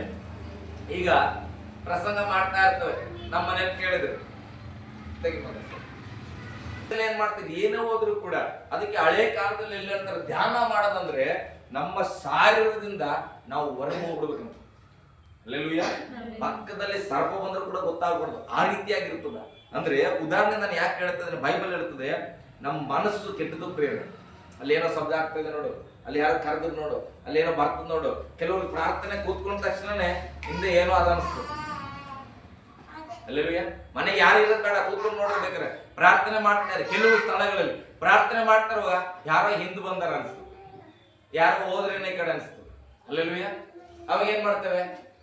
ನೋಡ್ತೇವೆ, ಯಾರು ಇಲ್ಲಲ್ಲ, ಯಾಕಂಗ ಅನ್ಸ್ತದ ಅಂತೇಳಿ ತಟ್ಟಿ ಮುಚ್ಚಿರ್ತಾರ, ತಟ್ಟಿ ತೆರಿತಾರೆ. ಯಾಕೆ? ನನಗಾಗಿದ ಅನುಭವ ಹೇಳ್ತಾನೆ. ಒಬ್ಬನೇ ಕೂತು ಬಾಗ್ಲಾಕೊಂಡು ಪ್ರಾರ್ಥನೆ ಮಾಡೋದು ಸ್ವಾಮಿ ಹೇಳಾರ ಅಂತೇಳಿ ಪ್ರಾರ್ಥನೆ ಮಾಡುವಾಗ ಹಿಂದೆ ಯಾರೋ ಬಂದಾಗ ಆಗ್ತಿತ್ತು. ಅದಕ್ಕೆ ಏನ್ ಮಾಡಿ, ನೀವು ಹೋಗಿ ತಟ್ಟಿ ತೆರೆದ ಇರ್ಲಿ ಸ್ವಲ್ಪ, ಯಾರು ಬಂದಿರಿ ಏನ್ ಮಾಡ್ಬೇಕು, ಟಪ್ಪಂದು ಓಡಿ ಹೋಗವ, ದೇವೋತ್ಸವ ಬಂದದೇನು. ಹಲ್ಲೆಲೂಯಾ. ಬಲ್ಲ ಏನಂತೆ ನಮ್ಮನ್ನ ದೇವರ ಕನೆಕ್ಟ್ ಆಗ್ಲಿಕ್ಕೆ ಬಿಡಲ್ಲ ಸೈತಾನ, ಏನೋ ಒಂದು ಮಾಡ್ತಾನ. ಅಂತ ಸಂದರ್ಭದಲ್ಲಿ ಏನ್ ಮಾಡೋದು ಗೊತ್ತಾ? ಬಾ, ಹಿಂದ್ ಬಂದಿಯ, ಬಾ, ನೀನು ಮಾಡ್ತಾನೆ. ಯೇಸುವಿನ ನಾಮದಲ್ಲಿ ಆ ಸ್ಥಳ ಬಿಟ್ಟು ಹೋಗು. ದೇವನೇ ನಿಂತಿರ್ಲಿ, ಮನುಷ್ಯನ ನಿಂತಿರ್ಲಿ, ನೋಡ್ಬೇಡಿ. ಹಲ್ಲೆಲೂಯಾ. ನಮ್ಮನ್ನ ನಾವು ದೇವರಿಗೆ, ಆ ದೇವರಿಂದ ಹೊರಗೆ ಬರೋ ಕೆಟ್ಟ ಹೃದಯ ಮಾತ್ರ ನಮ್ಗೆ ಇರ್ಬಾರ್ದು. ಆ ಸಾನ್ನಿಧ್ಯದಲ್ಲಿ ಇರ್ಬೇಕು, ಆ ಸಾನ್ನಿಧ್ಯದಲ್ಲಿ ಇರ್ಬೇಕು. ಕೆಲವರಿಗೆ ಸಭೆಗೆ ಬಂದ್ರೆ ಅಂದ್ರೆ ಹೊಟ್ಟೆ ನೋವು. ಯಾಕೆ ಬಂದಿಲ್ಲ? ಬಹಳ ತಲೆನೋಯ್ತಿತ್ತು ಸರ್, ಅದಕ್ಕೆ ಬರ್ಬೇಕು ಚರ್ಚಿಗೆ. ತಲೆನೋಯ್ತದಲ್ಲ, ದೇವರು ಯಾರಿಗೆ ಕರೆದನು? ಸುಖವಾಗಿರುವವರೇ ನನ್ನ ಬಳಿಗೆ ಬನ್ನಿರಿ ಅಂದ್ರ ದೇವರು. ಹೆಚ್ಚಾಗಿ ಸಂಬಳ ತಗೊಳ್ಳೋರೆ ನನ್ನ ಬಳಿಗೆ ಬಂದಿರಿ, ಕಾಣಿಕೆ ಕೊಡ್ರಿ ಅಂದ. ಎಲ್ಲೇ ಕಷ್ಟ ಪಡುವವರೇ, ಹೊರೆ ಹೊತ್ತವ್ರೆ, ನೀವೇನ್ ಮಾಡ್ರಿ, ನನ್ನ ಬಳಿಗೆ ಬಂದ್ರಿ. ಮೊದಲು ಸಮಸ್ಯೆ ಹೊತ್ಕೊಂಡ್ರು ನಾವು ದೇವ್ರ ಬಳಿಗೆ ಪಟ ಪಟ ಪಟ ಅಂತ ಬರಬೇಕು. ದೇವ್ರ ಯಪ್ಪ ಮುಂದಿನ ಲೈನ್ದಾಗ ನಾ ಇರ್ತ ಸ್ವಾಮಿ, ಫಸ್ಟ್ ನನ್ನ ಕಷ್ಟ ನೀನು ಈಗ್ಬಿಡ್ತು. ಹಲ್ಲೆಲೂಯಾ. ಏನ್ ಮಾಡ್ತೇವೆ? ರೇಷನ್ ತಗೊಳಕ್ ಹೋದ್ರೆ ಅವ ನಾಳೆ 8 ಗಂಟೆಗೆ ಬರ್ತಾನಂದ್ರೆ ನಾವು 6 ಗಂಟೆಗೆ ಹೋಗಿ ಚೀಲ ಇಟ್ಬಿಡ್ತೇವೆ. ಯಾಕೆ? ನಮಗ್ ಮೊದಲು ದೊರಕ್ಬಿಡ್ಬೇಕಂತ. ಮತ್ ದೇವ್ರ ಆಶೀರ್ವಾದ ಬಿಡುಗಡೆಗಾಗಿ ನಮ್ಮ ಮನಸ್ಸಿಗೆ ಬರ್ಬೇಕ್ರಿ. ದೇವ್ರೇ ಅಪ್ಪ ನಾನೇನ್ ನಮ್ ದಸರಾ, ಮೈಸೂರು ದಸರಾಕ್ ಬಂದ್ಬಿಟ್ರೆ 2 ದಿನ ಅಂತ ಚೀಲ ಹಾಸ್ಬಿಟ್ಟಿರ್ತಾರ. ಯಾಕೆ? ಮುಂದ್ ಕೂತ್ಕೊಂಡು ನೋಡ್ಬೇಕು ಜಾತ್ರೆನ ಅಂತ. ಹಾಗಾದ್ರೆ ಸರ್ವಶಕ್ತನಾದಂತ ದೇವರನ್ನ ನಾವು ನೋಡ್ಲಿಕ್ಕೆ ಬರುವಾಗ ನಾವು ಇಷ್ಟರ ಮಟ್ಟಿಗೆ ಭೇಟಿ ಆಗ್ಲಿಕ್ಕೆ ಆತರ ಪಡ್ತಾ ಇದ್ದೇವೆ. ಬೈಬಲ್ ಹೇಳ್ತದೆ, ನಿನಗೆ ಅಂತ ಒಳ್ಳೆ ಹೃದಯ. ದೇವರಿಗೆ ಹತ್ತಿರ ಬರೋ ಒಳ್ಳೆ ಹೃದಯ. ನಮ್ಮನ್ನು ನಾವೇ ಪರೀಕ್ಷೆ ಮಾಡ್ಬೇಕು, ಯಾರು ಹೇಳೋದ್ ಬೇಡ. ನಮ್ಗೆ ಯಾವಾಗ ಜಪ ಅಂದ್ರೆ ಮನಸ್ಸು, ವಾಕ್ಯ ಅಂದ್ರೆ ಮನಸ್ಸು, ಆರಾಧನೆ ಅಂದ್ರೆ ಮನಸ್ಸು ಇರ್ತದೆ, ಆವಾಗ ನಮ್ಮ ಹೃದಯ ಒಳ್ಳೆತನದಲ್ಲಿದೆ ಎಂಬುದಾಗಿ ಅರ್ಥ. ಹಲ್ಲೆಲೂಯಾ, ಗಟ್ಟಿಯಾಗಿ ಹಲ್ಲೆಲೂಯಾ. ಲೂಕ 12ನೇ ಅಧ್ಯಾಯ 32ನೇ ವಚನ ನಾನು ಮುಗಿಸ್ತಾ ಇದ್ದೇನೆ ಬೇಗ. ನಿಮ್ಮ ನಡುಗಳು ಕಟ್ಟಿರಲಿ, ನಿಮ್ಮ ನಡುಗಳು ಕತ್ತಿರಲಿ, ನಿಮ್ಮ ದೀವಟಿಗೆಗಳು ಉರಿಯುತ್ತಾ ಇರಲಿ. ನೀವಂತೂ ತಮ್ಮ ಯಜಮಾನನು ಬಂದ ತಟ್ಟಿದ ಕೂಡಲೇ ಕದವನ್ನು ತೆರೆಯುವುದಕ್ಕೆ ಸಿದ್ಧವಾಗಿದ್ದು ಮದುವೆ ಊಟವನ್ನು 12:32 ಲೂಕ 12:32 ಆ ರಾಜ್ಯವನ್ನು ನೋಡ್ರಿ. ಇದರ ಕೂಡ ಇನ್ನ ಒಂದು ವಚನ ಇದ್ದಿರ್ಬೇಕಿಲ್ಲ. ಚಿಕ್ಕ ಹಿಂಡೆ, ಚಿಕ್ಕ ಹಿಂಡೆ ಹೆದರಬೇಡ, ಚಿಕ್ಕ ಗುಂಪೆ ಚಿಕ್ಕ ಗುಂಪೆ ಹೆದರಬೇಡ. ಹೆದರಬೇಡ. ಕಳೆದ ವಾರ ಮಾತಾಡಿದ ದೇವ್ರು, ಅಯ್ಯೋ ಸ್ವಾಮಿಯೇ ಕಮ್ಮಿ ಜನ ಆಗ್ಬಿಟ್ಟವಲ್ಲಪ್ಪ, 4-5 ಜನ ಕಾಣಕತ್ತೀವಿ ಆತ್ಮೀಯರು ಅಂತ. ಅವ ದೇವ್ರ ಸಣ್ಣ ಗುಂಪೆ, ಭಯಪಡಬೇಡ. ಹಲ್ಲೆಲೂಯಾ. ಸಣ್ಣ ಗುಂಪು ಇರ್ಲಿ, 2 ಕುಟುಂಬ ಇರ್ಲಿ, ನಿನ್ನ ಮನೇಲಿ ಇಬ್ಬರೇ ಇರ್ರಿ, ಒಬ್ಬರೇ ಇರ್ರಿ, ಚಿಂತೆ ಮಾಡಬೇಡ್ರಿ. ಬೈಬಲ್ ಅಂತ ಚಿಕ್ಕ ಹಿಂಡೆ ಹೆದರಬೇಡ, ಆ ರಾಜ್ಯವನ್ನು ನಿಮಗೆ ದಯಪಾಲಿಸುವುದಕ್ಕೆ ನಿಮ್ಮ ತಂದೆ ಸಂತೋಷವುಳ್ಳವನಾಗಿದ್ದಾನೆ. ದೊಡ್ಡ ಸಭೆ ಕಟ್ಟಲು ಹೋದ್ರೆ ದೇವರ ರಾಜ್ಯ ನನಗೆ ಸಿಕ್ತಂತ ದೇವ್ರು ಹೇಳಿಲ್ಲ ಎಲ್ಲೋ. ದೇವರ ವಾಕ್ಯದ ಭಯ ಪಡಬೇಡ, ಪಾಪ ಮಾಡಬೇಡ, ಪರಿಶುದ್ಧವಾಗಿರು, ನಿನಗೆ ಆ ರಾಜ್ಯವನ್ನ ಕೊಡ್ಲಿಕ್ಕೆ ದೇವರು ಸಂತೋಷವುಳ್ಳವಾಗಿರು. ಸರ್, ನಮ್ಮ ಮನೇಲಿ ನಾನು ಒಬ್ಬಳೇ ನಂಬಿಗಸ್ತಳು, ಚಿಂತೆ ಮಾಡಬೇಡ, ನೀನ್ ನಂಬಿಗಸ್ತಳ ಆಗಿರು, ನಿನಗಾಗಿ ದೇವರ ರಾಜ್ಯ ಸಿದ್ಧವಾಗಿದೆ, ಅದನ್ನ ಕೊಡ್ಲಿಕ್ಕೆ ದೇವರು ಸಂತೋಷವುಳ್ಳವಾಗ ತಂದೆ. ಹಲ್ಲೆಲೂಯಾ. ಮತ್ತೆ ಮುಂದೆ ನಿಮಗಿರುವುದನ್ನು ಮಾರಿಬಿಟ್ಟು ದಾನ ಕೊಡಿರಿ, ನಿಮಗಿರುವುದನ್ನ ಮಾರಿಬಿಟ್ಟು ದಾನ ಕೊಡ್ರಿ, ಹಳೆವಾದಂತ ಹಮ್ಮಿಣಿಗಳನ್ನು ಮಾಡಿಕೊಂಡು ಪರಲೋಕದಲ್ಲಿ ಲಯವಾಗದ ದ್ರವ್ಯವನ್ನು ಇಟ್ಟುಕೊಳ್ಳಿರಿ. ಅಲ್ಲಿ ಕಳ್ಳನು ಸಮೀಪಕ್ಕೆ ಬರುವುದಿಲ್ಲ, ಅದು ನುಸಿ ಹಿಡಿದು ನಾಶವಾಗುವುದಿಲ್ಲ. ನಿಮ್ಮ ಗಂಟು ಇದ್ದಲ್ಲಿಯೇ ನಿಮ್ಮ ಮನಸ್ಸು ಇರುವುದಷ್ಟೇ. ಅದಕ್ಕೆ ನಾನು ಯಾವಾಗ ಹೇಳ್ತಾನೆ, ಇಲ್ಲಿ ಸ್ವಲ್ಪ ಇದ್ರೂ ಪರವಾಗಿಲ್ಲ, ನಮ್ಮ ಮನಸ್ಸು ಎಲ್ಲಿರ್ಬೇಕಂದ್ರೆ ನಮ್ಮ ಗಂಟು ಪರಲೋಕದಲ್ಲಿದೆ, ನಮ್ಮ ಮನಸ್ಸು ಅಲ್ಲಿರ್ತದೆ. ದೇವರಲ್ಲಿ ನನ್ನ ಗಂಟಿದ್ರೆ ನಾನು ಯಾವಾಗಲೂ ದೇವರಲ್ಲಿ ಮನಸ್ಸಿರ್ತದೆ. ಹಣನೇ ನನ್ನ ಗಂಟು ಆಗ್ಬಿಟ್ಟಿದ್ರೆ ಏನಾಗಿರ್ತದೆ, ಯಾವಾಗ ಹಣದ ಕಡೆಗೆ ಮನಸ್ಸು ಇಳಿತಾ ಇರ್ತದ. ಹಲ್ಲೆಲೂಯಾ. ಯಾವ ಹುಡುಗಿ ನನಗೆ ಗಂಟು ಆಗ್ಬಿಟ್ಟಿದ್ರೆ ಏನ್ ಮಾಡ್ತದ, ಸಭೆ ಬೇಡ, ಆರಾಧನೆ ಬೇಡ, ಹೆಂಡತಿ ಬೇಡ, ಮಕ್ಕಳು ಬೇಡ, ಎಲ್ಲಿರ್ತದ ನನ್ನ ಮನಸ್ಸು ಆಕೆ ಕಡೆಗೆ ಓಡ್ತಾ ಇರ್ತದ. ಇವತ್ತು ಜೀವಿತ ಏನಾಗ್ತದೆ ಅಂದ್ರೆ, ದೇವರನ್ನ ನಮ್ಮ ಗಂಟಾಗಿಟ್ಕೊಳ್ಬೇಕ್ರಿ, ದೇವರ ವಾಕ್ಯವನ್ನ ಗಂಟಾಗಿಟ್ಕೊಂಡ್ರೆ ನನ್ನ ಮನಸ್ಸು ಅಲ್ಲಿರ್ತದ, ನಮ್ ಗಂಟು ಬೇರೆನೇ ಇರ್ತದ. ಹಲ್ಲೆಲೂಯಾ, ಗಟ್ಟಿಯಾಗಿ ಹಲ್ಲೆಲೂಯಾ. ಹೇಳ್ರಿ, ದೇವರೇ ನನ್ನ ಗಂಟು, ಪರಲೋಕ ರಾಜ್ಯವೇ ನನ್ನ ಗಂಟು. ಮನಸ್ಸು ಯಾವಾಗ್ಲೂ ಎಲ್ಲಿರ್ಬೇಕು, ಅಲ್ಲಿರ್ಬೇಕು. ಎಲ್ಲ ಶಾಶ್ವತ, ಇಲ್ಲಿ ಎಲ್ಲ ಹೋಗ್ಬಿಡ್ತದ ಒಂದಿನ ಬಿಟ್ಟು, ಆದ್ರೆ ಯಾವಾಗ ನಮ್ ಜೊತೆಲಿ ಇರುವಂತದ್ದು ಪರಲೋಕ ರಾಜ್ಯವಾಗಿದೆ. ಹಲ್ಲೆಲೂಯಾ, ಗಟ್ಟಿಯಾಗಿ ಹಲ್ಲೆಲೂಯಾ.